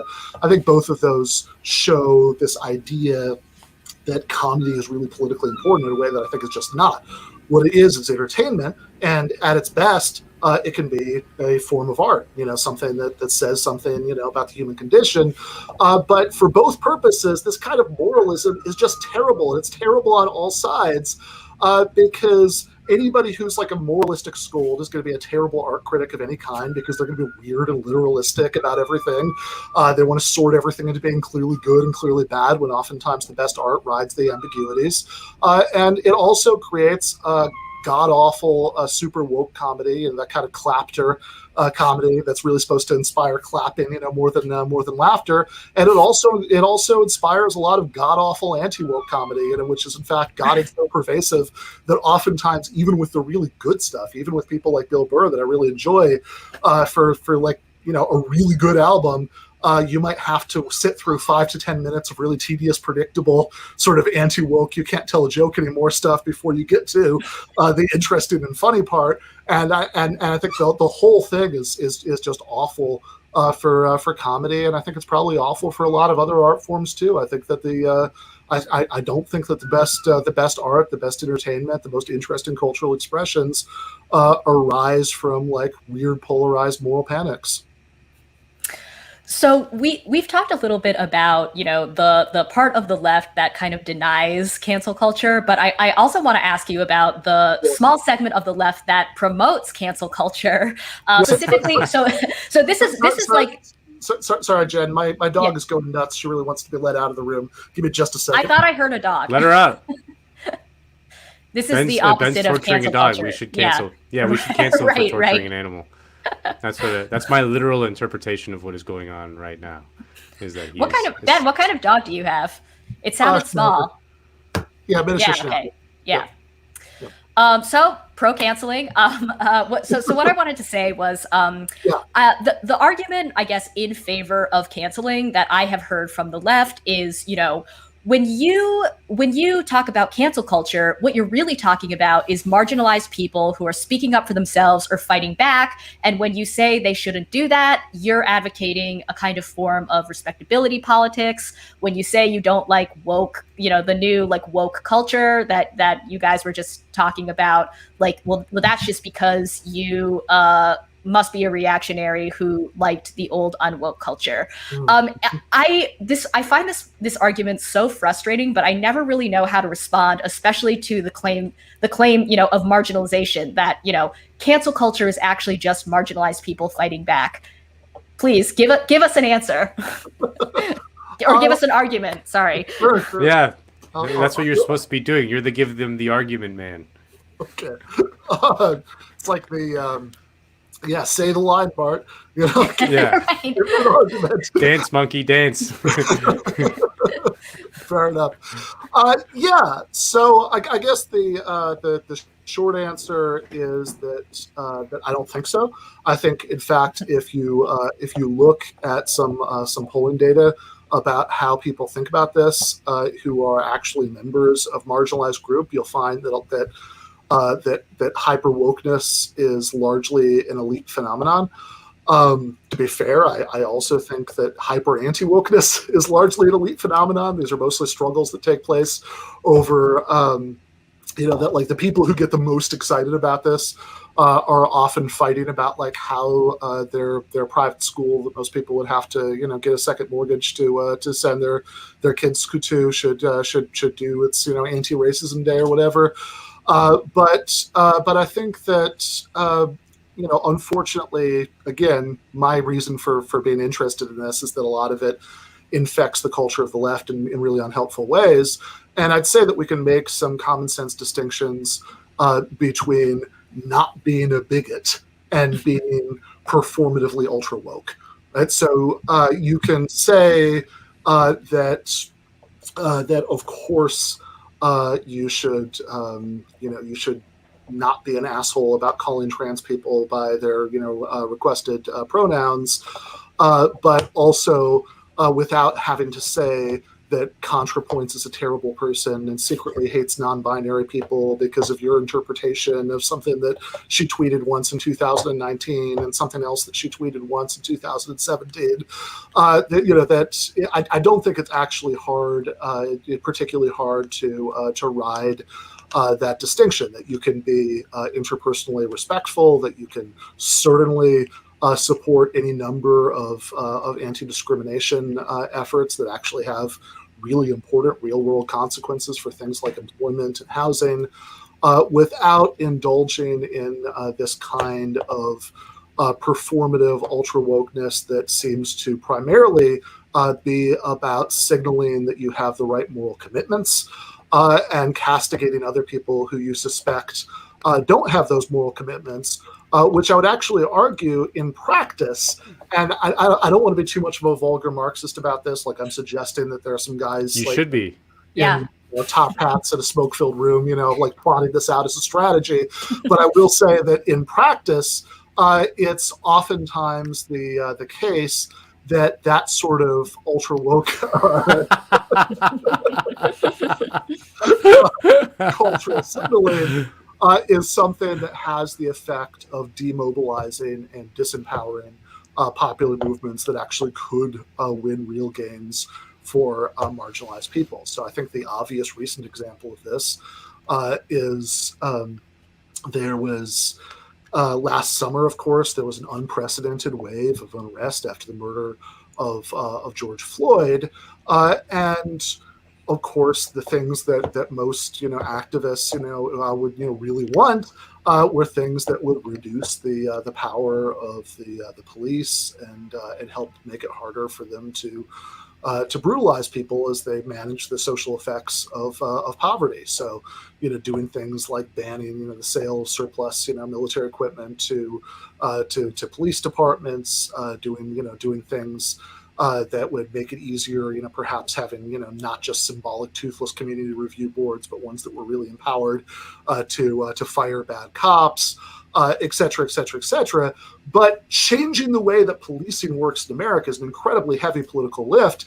And so oftentimes what these efforts got diverted into in practice were this kind of performative moral signaling and getting mad at people who weren't performatively signaling in the right way. So, for example, a good friend of mine who is a podcaster who, at the time of this story, lived in Brooklyn, and I think by saying that I've just narrowed that down to about 5,000 people I think we're talking about. I remember telling me that summer that people were barraging the Facebook page of his neighborhood beer bar because they hadn't made a statement about Black Lives Matter yet, even though they actually hadn't used their public Facebook page at all in months, since the pandemic started. But of course, since they hadn't done this, their silence is deafening. Mm-hmm. I'm still deaf. Their silence I'm still is deaf. deafening.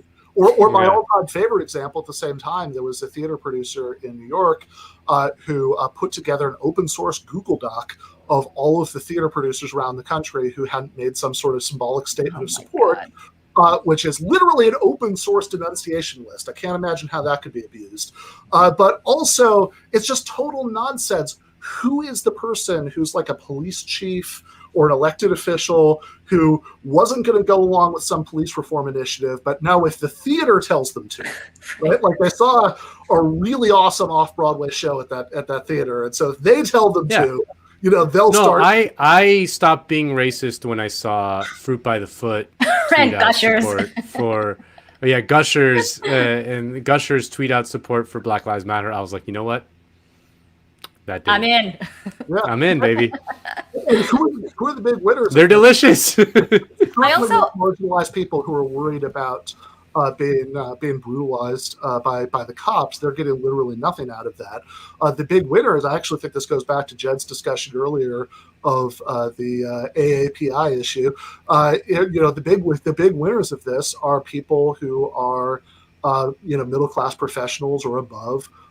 Who can sort of wrangle this discourse in order to sort of edge out members of other groups in fights about climbing certain kinds of managerial and professional and political ladders, and I think that it's the whole thing is in effect a shell game. It doesn't appeal to most working class members of marginalized groups, and it does have the effect in practice, even if it's not a conspiracy by anybody, of diverting movements from change for things that could actually be more useful and substantive in the real world. That would be my case.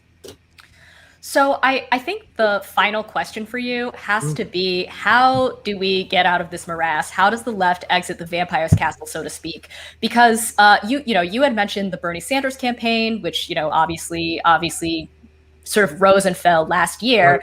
Mm-hmm. And in my opinion, it had a kind of like disciplinary is like maybe too strong of a word, but I felt like I personally saw way less of like this bad behavior or just like default to cancel culture when there was the Bernie campaign going on, because there was something for people to focus their energy on, or at least it was easier for those of us who don't want to have anything to do with the canceling to be like, well, I'm gonna make some calls for Bernie today, or the campaign was like a guiding light or something. Sadly, that's over, and of course we mourn it every day. But in the absence of a kind of vehicle like that, what can the left do to break out of this rut? Yeah, I mean, so this is really difficult because I don't actually think that we can will we can just sort of will a better left into existence by wanting it hard enough. I think that there are certain things that we can do that can help sort of curb the worst of the toxicity of the existing left and help sort of point people towards something better.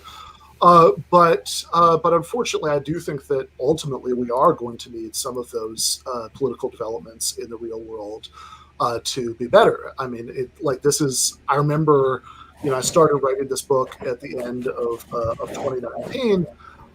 And by the time I was revising it and putting in the sort of appendix about the post-George Floyd protests, obviously, things, the Bernie campaign was already gone. But I remember, there were points that I'll admit to this. I was thinking, man, a book about how badly the left messes up and how we need to get our collective heads out of our asses is going to play really weirdly if Bernie Sanders is president in 2021. The DSA is like 10 times its current size, and there's all this great organizing going on. Yeah, we wish your book was obsolete. Yeah. No, I wish my book was obsolete. I would take that one for the team. But unfortunately, I think since the fall of the Bernie campaign, and especially since the election, the general election was over, I think that a lot of times the left hasn't really known what to do with itself. And there's this sense that door of political possibility that was starting to open a crack might be starting to close again. I think a lot of people are panicky about that, and I think that sort of disorientation, the lack of something in the real world, not that everything that happened around the Bernie campaign was perfect by any means. I talk about a couple. He is perfect. Yeah, he himself is personally. Yes, but it's like the czar is wonderful, but his evil boyars, are sure.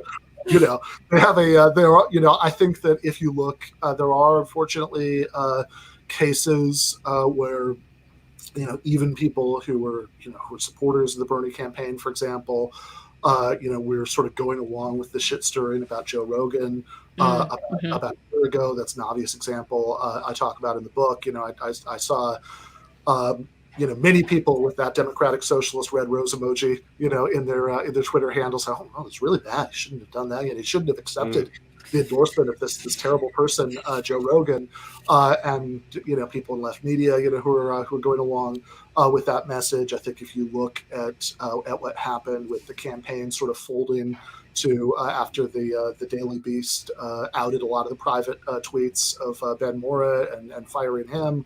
I think that this stuff was present even there, but I think you're absolutely right, Jen. This was somewhat curbed by the fact that there was this really promising thing going on in the real world that everybody could kind of coalesce around and center their energies on, and the lack of that, I think, has led to a lot of really toxic and destructive things.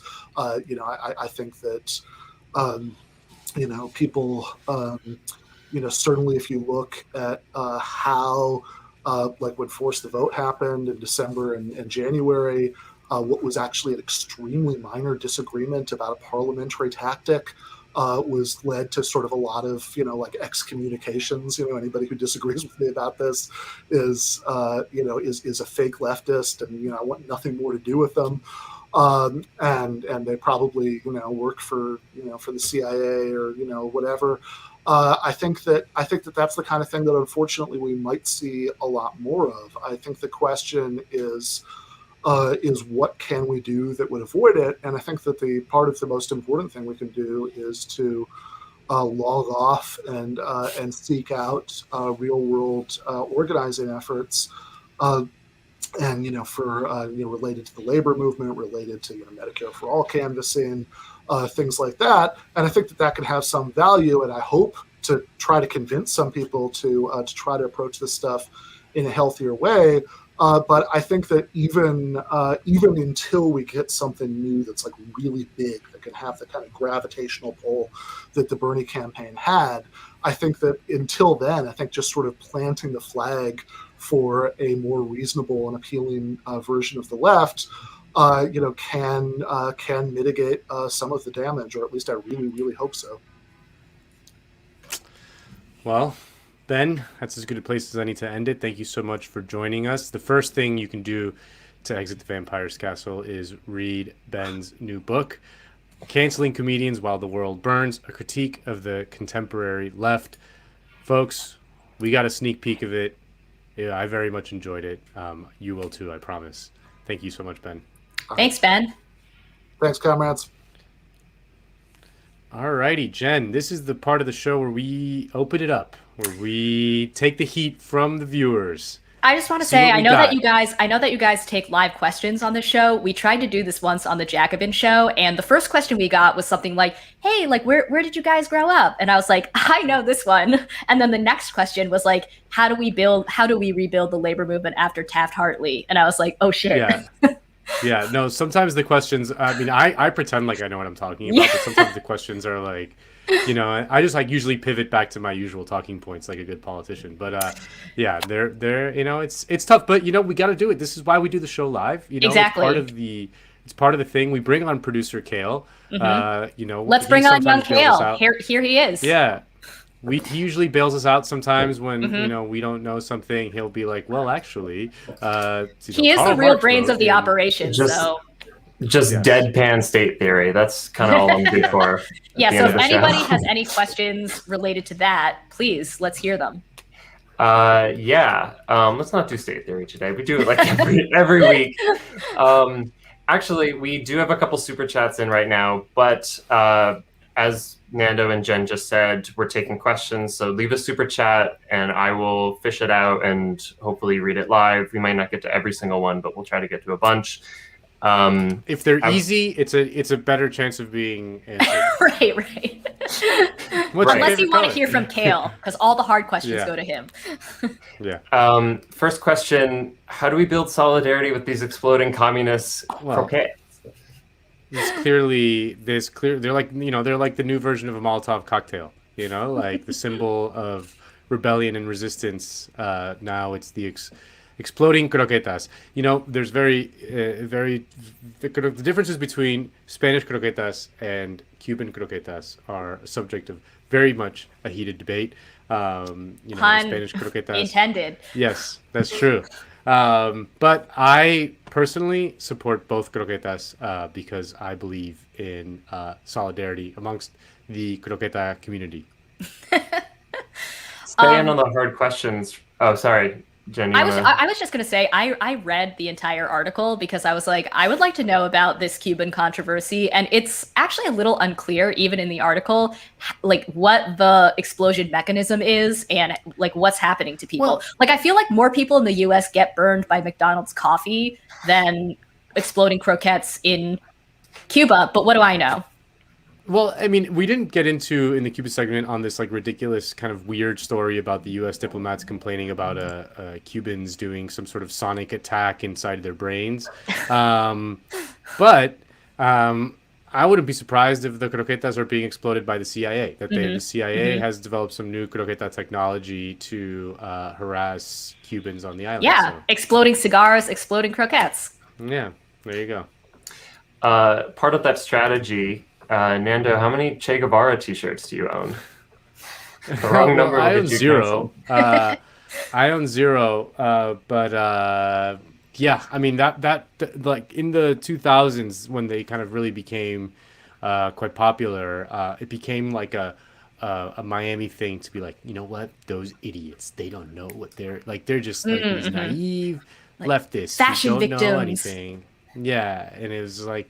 But I do find in general the commodification of Che Guevara to become like a, the Obama hope thing or like Andre the Giant or something like that, like remember that thing? Just kind of, I mean, he would hate it, so I don't participate in that. I have a question for you guys. How many Bernie shirts do you each own? Yeah, Che Guevara. I own a single Bernie shirt. Really, just one? Just the one. I own a single Bernie shirt. And I have a Corbyn shirt, which was a gift, and I very much like that one. And I have and my sister drew a Bernie print, which I have on my shelf, and I gave one to Kale. Kale has one somewhere Let's in there. see it. Yeah. It says, oh yeah, that's first amazing. things first. Fuck every single one of you. Yeah. We got very, very generous. We also have Michael Brooks, our two best boys of 2020 and forever. Yeah. Yeah, thank you again to Nando's sister for those very generous gifts. And I don't know if I've mentioned it, but congratulations if you're listening. Thank you. Let me go to some other more. Oh, Jen's question. Yeah, it's like 6. Okay, so the next super chat. How many do you have, Jen? Aside from the AC/DC shirt, do you have any Bernie shirts? I do have. I think I have like 2 official Bernie shirts. One from 2016 and one from 2020. And then I have like a few. You know how there are like a bunch of Bernie bootleg shirts that were like made to look like other logos. I have a few of those too. Yeah, so like 50. I also have a Bernie sweatshirt. I have a very cool Bernie sweatshirt now that I remember that. Yeah. Is it the one that's black? No, it's like it's kind of like light blue. Sort that of. sounds like nice. Blue gray. Yeah. It's nice. Pastel. Yeah. Poppin'. Big pimpin' over here with Nando. I wanted to before we go on to some of the other super chats, Lee sent a couple earlier in the show that I wanted to read out. That she had said that Biden's foreign policy was obvious given by his foreign policy team, that we knew what it was going to be based on the people that were put in place, and not unlike Obama's economic team screaming neoliberalism continues. That's, I think, totally fair and true. There's if people are familiar with the book The Best and the Brightest by David Halberstam. It's like he's an incredible journalist, and it's detailing the kind of rise and fall of the Kennedy administration and the people that were brought in 1960 and onward, and how, again, the best and the brightest ended up leading the country into war in Vietnam. And he has this line, I'm going to totally butcher it, and by I just it's been a while since I read the book. You should all pick up the book in addition to Ben's book, where he's like, when you assign someone from the Navy to a particular political role, and you ask them, what do you think we should do? How should we move into this situation? They're going to probably say, let's more Navy. Escalate the Navy, or the Navy's involvement. More That, boats. like, these are institutions within the military industrial complex that these are career ladders. There's a fantastic essay that we actually built a segment around a couple months ago with Nando on. It's by let me find it, but it's Richard. God, I'm gonna. Folks, this is the some professional broadcasting. What was his name again? Let me look it up. I'm gonna Google it right now. That's what we're doing now. Richard Lackman, Without Rival, Without Victory, the U.S. Military, and it's very worth checking out. Just kind of the analysis of how those internal structures actually redound to, what U.S. foreign policy ends up being. Okay, well, let me move on to some of these other ones. That we got a super chat asking, could you guys apply a Marxist critique to social capital / social media, et cetera, in the same way you might with material capital? I guess it depends on how much of a vulgar Marxist you are. Kale, pull up that little. Yeah. There you go. I don't Good know. advice. Good advice. Yeah. I don't dislike terms like social capital and cultural capital. I think that they have their uses. I know that some of the more vulgar among us, who I of course have all the respect for, don't like those terms at all and think we should only be talking about capital. But sorry, what was the question again? Could you apply a Marxist critique to social media and social capital? Yeah. Right, social media. I mean, I think that you can definitely do a political economy of social media. Who owns social media? Who profits from social media? How did profit structures and incentives cause the rise of social media? I mean, I think that's a material analysis of social media. Now, in terms of social capital, which is about the kind of benefits you enjoy from your network and your family, I mean, that can be a way of talking about your class position, right? So if you are born into a wealthy family, you may have a lot of social capital insofar as your rich parents can get you a job, can get you into college if you're Lori Loughlin or whatever. But at the same time, that's not unconnected from the financial or like economic benefits that your family enjoys. So I don't know if that's a satisfactory answer. Would you guys have anything to add? Yeah, I mean the only thing I would rather add is like that just the idea of in a way like the enclosure of the commons, that's kind of what social media has done to the internet. That it really was a, or you can imagine it being kind of like a public common space that's been sort of de facto privatized by 4 companies, and we are all living within it. But yeah, I don't have much to add from what you said. Yeah, I guess just that, again, I'm just building off of what Jen and Nando have said, that I think the place that social media has taken within our modern society is largely symptomatic of how the economy and how society have changed in the way that Nando's saying that. So I wouldn't say that, things are so bad because of social media. I would say things are really bad because of the change in work, the change in who owns what and in what degrees and amounts and percentages, and the fact that more and more of us, have very little control over our lives, that we have to go into a workplace every single day where you basically have a private dictator telling you what to do, where to stand, if and when you get a bathroom break. And so we as social creatures need some kind of social interaction, and then social media largely, I think, kind of undermines those needs, that it kind of promises to fulfill the the need to reach out to family members or friends or people we care about and hearing about what's going on in their lives. And it's so the opposite that it ends up making us more, just based on like actual scientific data, it makes us more paranoid, it makes us more alienated, it makes us feel more alone. And so, something like the pandemic, which for some people that has meant sitting inside all the time, for others, a lot of workers, it meant speed ups, it meant precarious employment.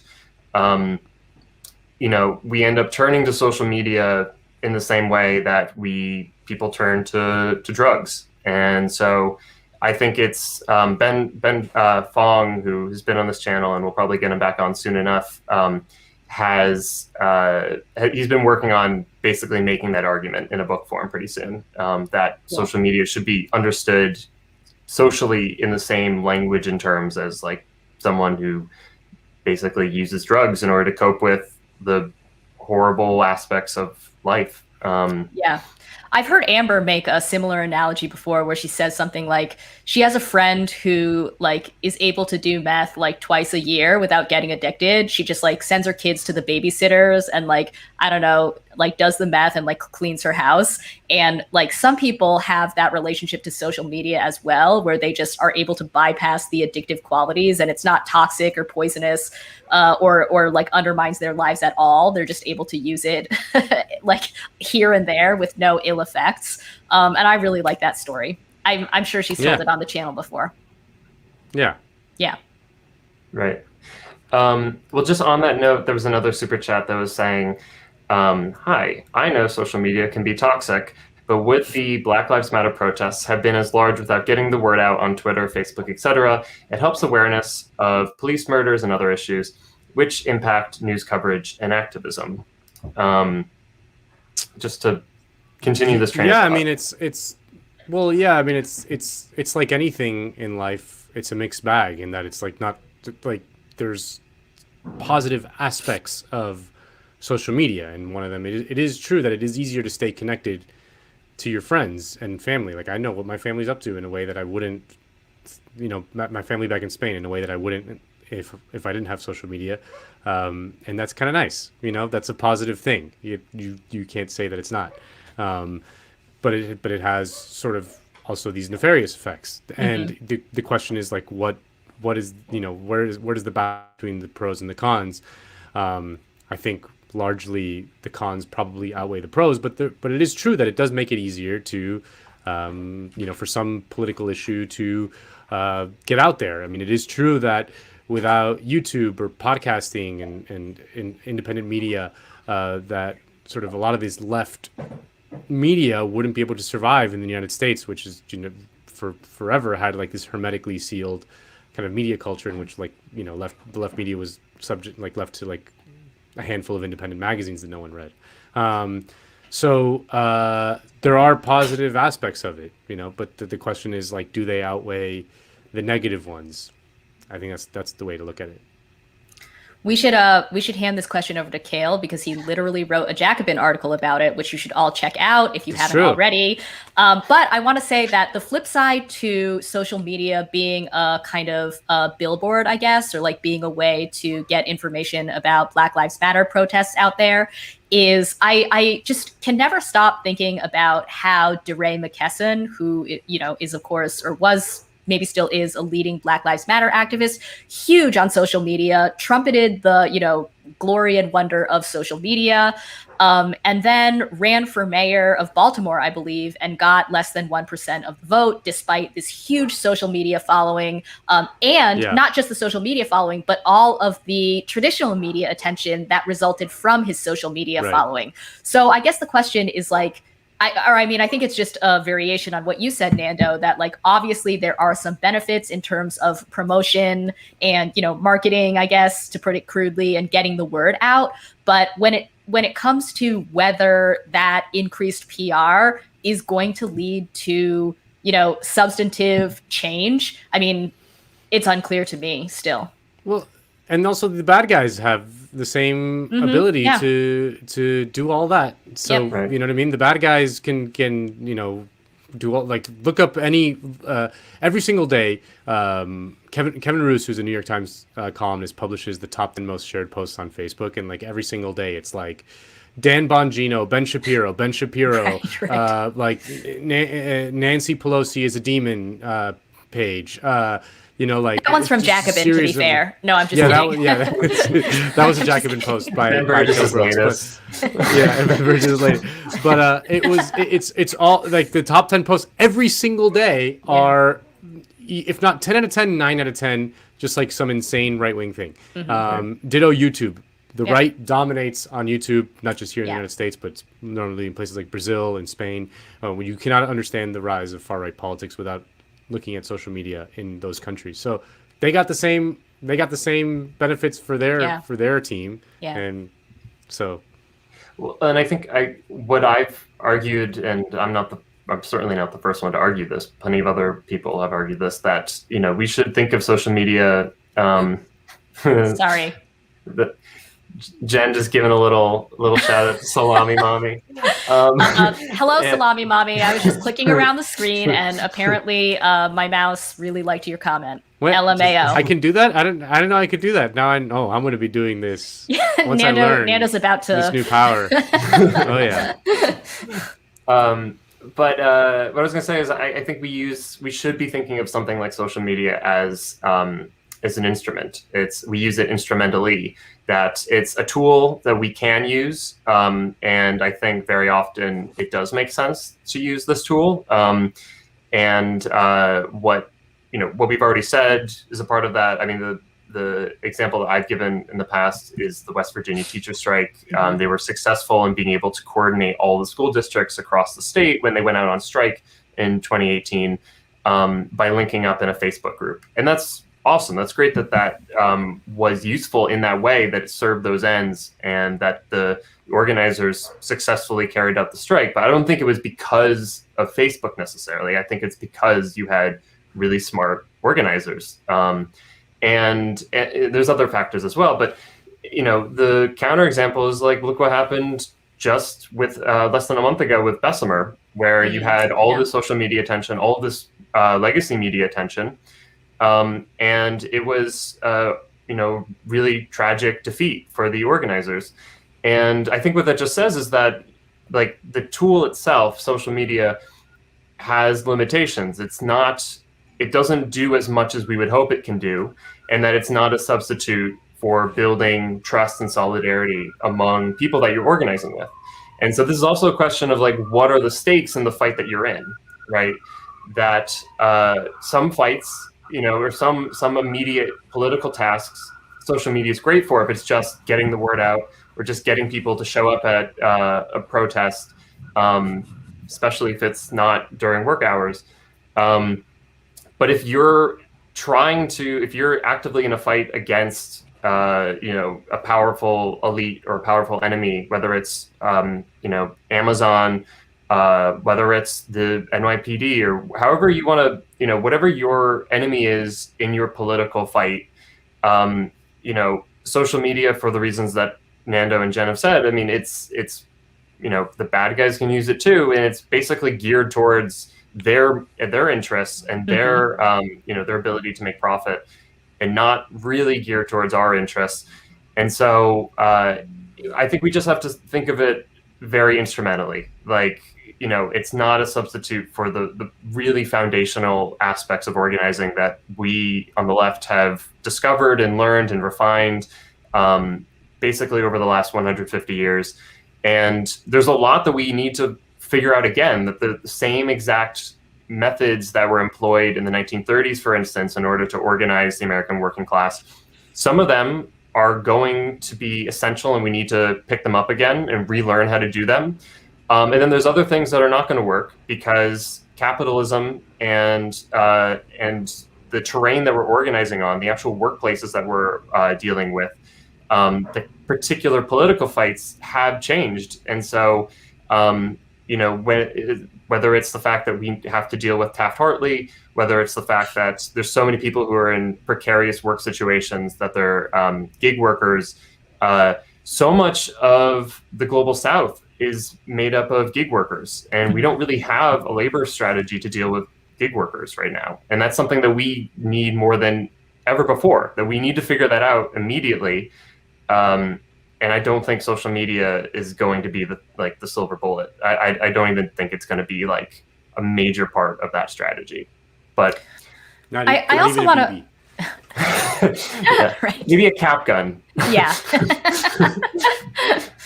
I also just want to quickly mention, so Jane McAlevey has what I think is a great distinction between mobilizing and deep organizing. And apologies if you've heard us talk about this before, because I feel like we bring this up like on the Jacobin channel all the time. But mobilizing is basically, you know, the activity that you do when you want to bring together a constituency that's already there to show up for a protest, for example. And then deep organizing is the kind of more long-term base building that you need to do to generate, say, an American left, or to revive the labor movement, where that's the kind of in-person, on-the-ground work of, you know, talking to people and working with the people that are your colleagues and, you know, your neighbors and people that you want to make political cause with. And it seems to me like social media can only be really useful in the mobilizing part, right?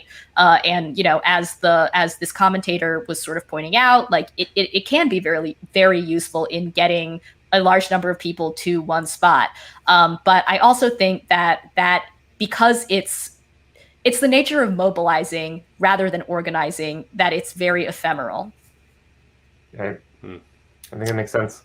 There's other super chats, but we're kind of over time, and so I think we're gonna call it there. But we appreciate all of your super chats, and we'll be thinking about them throughout the week. Every one of you. No, it really does matter to us, and we really do appreciate it. Thank you. These were great.